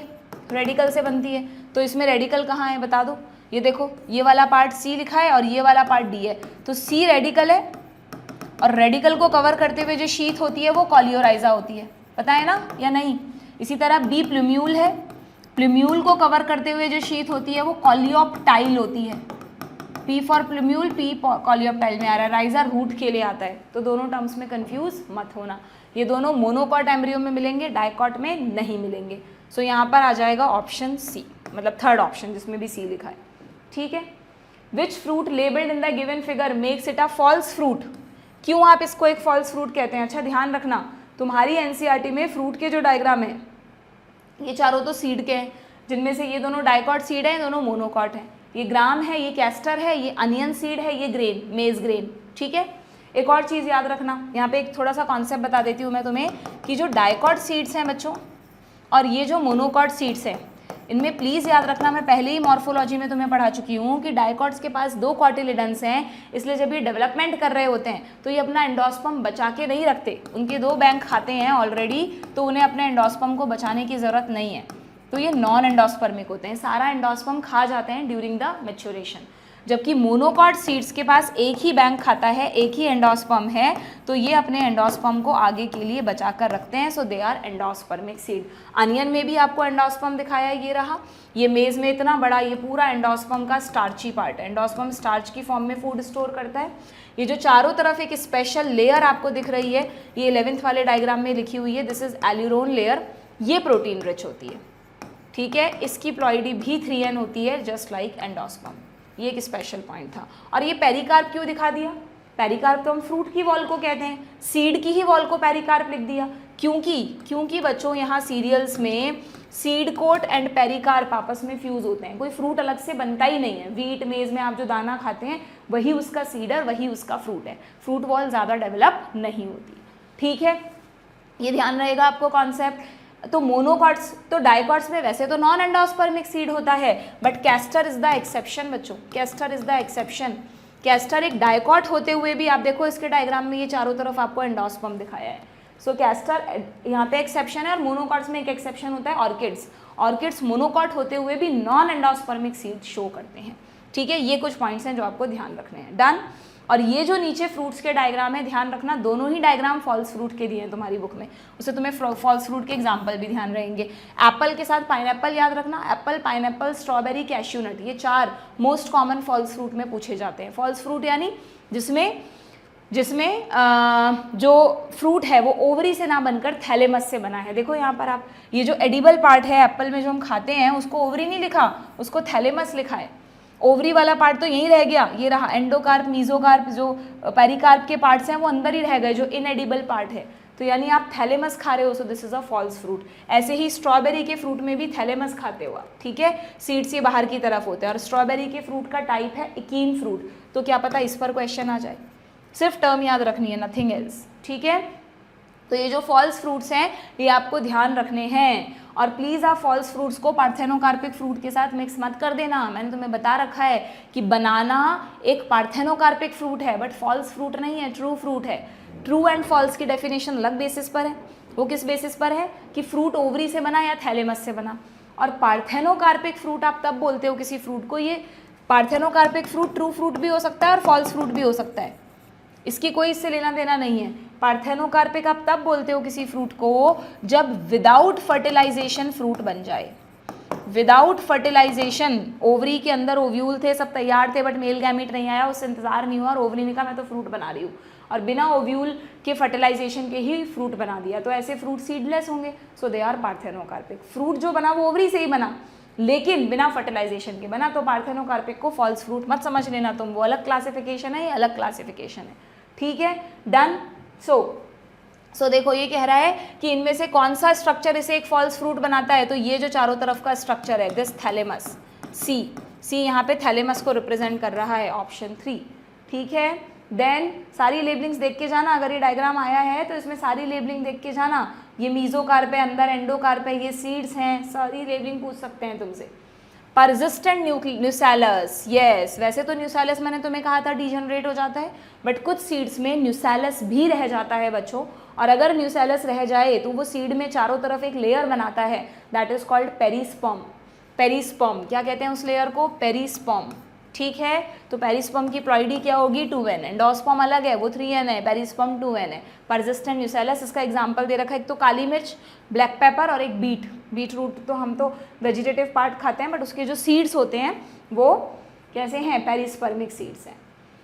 Which statement regarding post fertilization development is incorrect, बताओ भाई। Ovule develop into embryo sac, ovule embryo sac में डेवलप हो जाएगा क्या पोस्ट फर्टिलाइजेशन से, नहीं। ओवरी फ्रूट बनाएगी, यस। जाइगोट एम्ब्रियो बनाएगा, यस। सेंट्रल सेल एंडोस्पर्म बनाएगी, यस। पीईसी भाई, तो option 1। Next, the coconut water, yes, ये मोस्ट कॉमन क्वेश्चन आता है, एंडोस्पर्म में ज़्यादा डिटेल में जाना ही नहीं है, कोकोनट वाटर पे क्वेश्चन आता है कि आप जो कोकोनट वाटर पीते हैं वो एक्चुअली फ्री न्यूक्लियर एंडोस्पर्म है, इसीलिए बोलते हैं वो इतना न्यूट्रिटिव है, उसको पीना चाहिए, हमारे लिए बहुत अच्छा है हेल्थ के लिए। तो वो कोकोनट वाटर किसको रिप्रेजेंट करता है बच्चों, अभी वो फ्री न्यूक्लियर है, उसमें सेल वॉल नहीं बनी, इसलिए वो लिक्विड स्टेज में। और जो आप मलाई खाते हो या जब कोकोनट मैच्योर हो जाता है, पूरा वाइट पार्ट जिसको कर्नल बोलते हैं, KERNEL, वो सेल्यूलर एंडोस्पर्म है। अब उसमें सेल वॉल भी बन गई तो धीरे धीरे उसका सेल्यूलराइजेशन हो गया है। दोनों चीज़ें याद रखनी है, कोकोनट वाटर फ्री न्यूक्लियर और जो वाइट पार्ट कर्नेल है वो सेल्यूलर एंडोस्पर्म। ठीक है, किसी पे भी क्वेश्चन आ सकता है। कोकोनट वाटर, ये देखो रिपीट हुआ है, from a tender coconut is free nuclear endosperm 3 एम्प्लॉयडी। Which of the fruit is parthenocarpic. जल्दीबाजी में नहीं पार्थेनोकार्पिक फॉल्स फ्रूट और एप्पल कर दो, नहीं, पार्थेनोकार्पिक अलग क्लासिफिकेशन है। सीडलेस फ्रूट्स जो हैं वो हैं पार्थेनोकार्पिक, जैसे कि बनाना। नॉन एल्ब्यूमिनस, अभी जो मैंने नॉन एंडोस्पर्मिक लिखा था उसी को नॉन एल्ब्यूमिनस। नॉन एंडोस्पर्मिक यानी एंडोस्पर्म नहीं बचाया, 2 बैंक खाते नहीं, किसी डाइकॉट सीड की बात हो रही है, तो डाइकॉट सीड तो इसमें अब किसी डाइकॉट सीड की बात हो रही है। ठीक है, नॉन एंडोस्पर्मिक सीड बताना है तो मेज तो मोनोकॉट है, वीट भी मोनोकॉट है, बचा पी और कैस्टर, बट कैस्टर एक्सेप्शन है तो ये पी हो जाएगा। कैस्टर तो एंडोस्पर्मिक है ना, तो आंसर हो जाएगा पी। ठीक है, seed coat thin and membranous, very मतलब छोटी सी चीज़ है, याद रखना कि जो मोनोकॉट्स होते हैं बच्चों उनमें सीड कोट बहुत ही पतले होते हैं। अभी दिखाया था मैंने तुम्हें, पेरिकार्प के साथ फ्यूज रहते हैं, तो इनमें से मोनोकॉट ये रहा मेज, ऑप्शन 3। ठीक है, वैसे तो कोकोनट भी हो सकता था, बट कोकोनट का तो आपको पता है सीड कोट कितना थिक होता है। ठीक है, ड्रूप फ्रूट्स में आता है कोकोनट और मैंगो, ये हमने वहाँ पढ़ा था, ग्राउंडनट और ग्राम तो वो है। ठीक है, पेरिस्पर्म, ये देखो क्वेश्चन आया है, perisperm differ from endosperm. Perisperm nucellus से बना है, एंडोस्पर्म डबल फर्टिलाइजेशन से बना है। So perisperm differ from endosperm in being a diploid tissue, yes perisperm diploid है, सही है। Its formation by fusion of secondary nucleus with several sperm, नहीं। इस तरह के क्वेश्चन में एंडोस्पर्म के लिए चूज नहीं करना आपको, पेरिस्पर्म के लिए चूज करना है। ठीक है, being a haploid tissue, no reserve food, so option 1। Perisperm nucellus से बना है तो रिजर्व फूड तो होगा ही उसमें। एल्ब्यूमिनस सीड यानी एंडोस्पर्मिक सीड की बात हो रही है, store their reserve food in, किसमें रिजर्व फूड स्टोर कर रहे हैं भाई, एंडोस्पर्म में। एंडोस्पर्मिक सीड किसमें करेंगे, एंडोस्पर्म में करेंगे। ठीक है, देन लास्ट टॉपिक में से क्या क्वेश्चन आया है भाई, सीड, ये जो है ना लास्ट में टॉपिक, एपोमिक्सिस एंड पॉलीएम्ब्रियोनी। इसमें तुम एक चीज याद रखना कि एपोमिक्सिस को ही पार्थेनोजेनेसिस कहते हैं बच्चों, बहुत अच्छे से पढ़ाया है मैंने। What is the difference between parthenocarpy and genesis. कार्पी में फ्रूट बन गया था डायरेक्टली, ना सीड बना था ना एम्ब्रियो बना था, विदाउट फर्टिलाइजेशन। इसमें भी विदाउट फर्टिलाइजेशन है, बट इसमें फ्रूट तो बनेगा ही बनेगा, बट फ्रूट के अंदर सीड्स भी बनेंगे। बट ये सीड्स कैसे सीड्स हैं, एपोमिक्टिक सीड्स हैं। ये फर्टिलाइजेशन, ये जो सीड्स हैं वो फर्टिलाइजेशन से नहीं बने, बल्कि अंदर ही कोई स्ट्रक्चर 2n रह गया, उसी स्ट्रक्चर ने क्या बना दिया, एम्ब्रियो बना दिया। तो एम्ब्रियो बना तो सीड भी बनाना पड़ा, यानी वेरिएशंस नहीं आएंगे। एपोमिक्टिक सीड यानी इसके अंदर एक एपोमिक्टिक एम्ब्रियो है, बिना फर्टिलाइजेशन के एम्ब्रियो बन रहा है। सोचो तुम, जाइगोट नहीं बना, मेल फीमेल गैमीट का फ्यूजन नहीं हुआ, कोई अंदर सेल 2n रह गई थी, उस 2n सेल ने सीधा एम्ब्रियो बना दिया और इसलिए सीड भी बन गया, फ्रूट भी बन गया। तो यहाँ सारे स्ट्रक्चर्स प्रेजेंट हैं, लेकिन ये एपोमिक्टिक है। एपोमिक्टिक का मतलब इनमें कोई वेरिएशंस नहीं आएंगे, ये क्लोन बनाएंगे अपने ही प्लांट, पेरेंट प्लांट का। ठीक है, बिना, दोनों की कॉमन बात क्या है, दोनों में फर्टिलाइजेशन नहीं हुआ। डिफरेंस क्या है, यहाँ तो सीड ही नहीं बने, ना एम्ब्रियो बना, नो सीड नो एम्ब्रियो, पर यहाँ एम्ब्रियो भी बना और सीड भी बना। रीजन मैंने तुम्हें बता दिया, सिंपल। इसका एग्जाम्पल तुम याद रखोगे, एस्टेरेसी फैमिली और ग्रासेस, यहीं दे रखा है। एस्टेरेसी फैमिली वही सनफ्लावर की फैमिली, कंपोजिटी, और ग्रासेस, ठीक है, वही सीरियल्स पोएसी वाली फैमिली में भी होता है। ग्रासेस तुम याद रखो, छोड़ो। एंड पॉली एम्ब्रियोनी एकदम अलग केस है, एक सीड में एक ही एम्ब्रियो होता है ना, लेकिन यहाँ पर एक सीड में मोर देन 1 एम्ब्रियो है।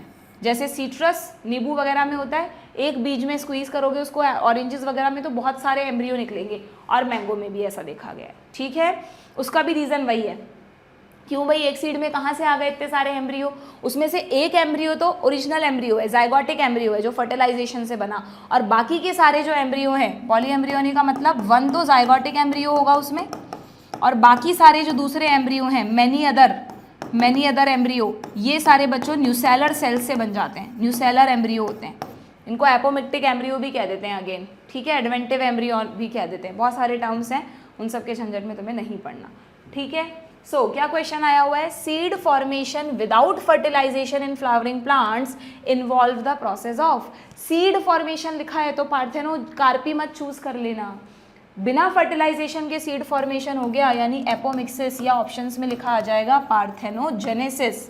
जेनेसिस नई जनरेशन बनाएगा क्योंकि सीड है उसके पास, वो बात अलग है कि वेरिएशंस ही नहीं आएंगे। इसीलिए यहाँ पर एक लाइन लिखी हुई है कि ये जो प्रोसेस है ये एक तरह का एसेक्सुअल रिप्रोडक्शन है that mimics sexual reproduction, mimicry कर रहा है, उसकी तरह सीड बना रहा है, एम्ब्रियो बना रहा है, होने को वेरिएशन नहीं आने वाले। Nucellar polyembryony is reported in species of, देखो न्यूसेलर आ गया लिखा हुआ, न्यूसेलर एम्ब्रियो किस में बने अभी बताया मैंने तुम्हें, सीट्रस में और मैंगो में, ठीक है। गॉसिपियम कॉटन का नेम है, ट्रिटिकम व्हीट, ब्रासिका सरसों। What is common between vegetative reproduction and apomixis, vegetative में भी वेरिएशन नहीं आते, एपोमिक्सिस में भी नहीं आते, यानी both produce progeny identical to the parent plant. 2011 का क्वेश्चन है। Apomictic embryo in citrus arise from, apomictic embryo किससे बनते हैं बच्चों, ये रहा maternal sporophytic tissue in ovule, यानी इन शॉर्ट ये बात हो रही है न्यूसेलस की। न्यूसेलस स्पोरोफाइट का पार्ट है ना, 2n का पार्ट है, दैट्स वाई। लो भाई हो गया चैप्टर खत्म, है ना। 10-15 मिनट हमें और लगे पर ठीक है, अब हमने क्योंकि हमें खत्म करना है कोर्स तो हमने कर लिया इसका रिवीजन। डायकॉट मोनोकॉट एम्ब्रियो में मैंने तुम्हें स्ट्रक्चर्स पे भी क्वेश्चन आ सकते हैं बच्चों, एक छोटा सा पार्ट तुम्हारे लिए छोड़ दिया है, प्लीज़ तुम खुद से पढ़ लेना। ये एम्ब्रियोनिक डेवलपमेंट कैसे होता है ना, एम्ब्रियोजेनी की स्टेजेस होती है ना, प्रो एम्ब्रियो फिर ग्लोब्यूलर एम्ब्रियो। डायकॉट में हार्ट शेप एम्ब्रियो बनता है, मोनोकॉट में नहीं बनता। एक स्क्यूटैलम टर्म पे अगर क्वेश्चन आ जाए तो व्हाट इज स्क्यूटैलम, मोनोकॉट्स में जो सिंगल कॉटिलेडन है उसको स्क्यूटैलम कहते हैं। दैट्स इट, ठीक है, समझ में आ गया। और भी जो चीज़ें हैं वो तुम देख लेना, मेन सब चीज़ें मैंने करा दी है।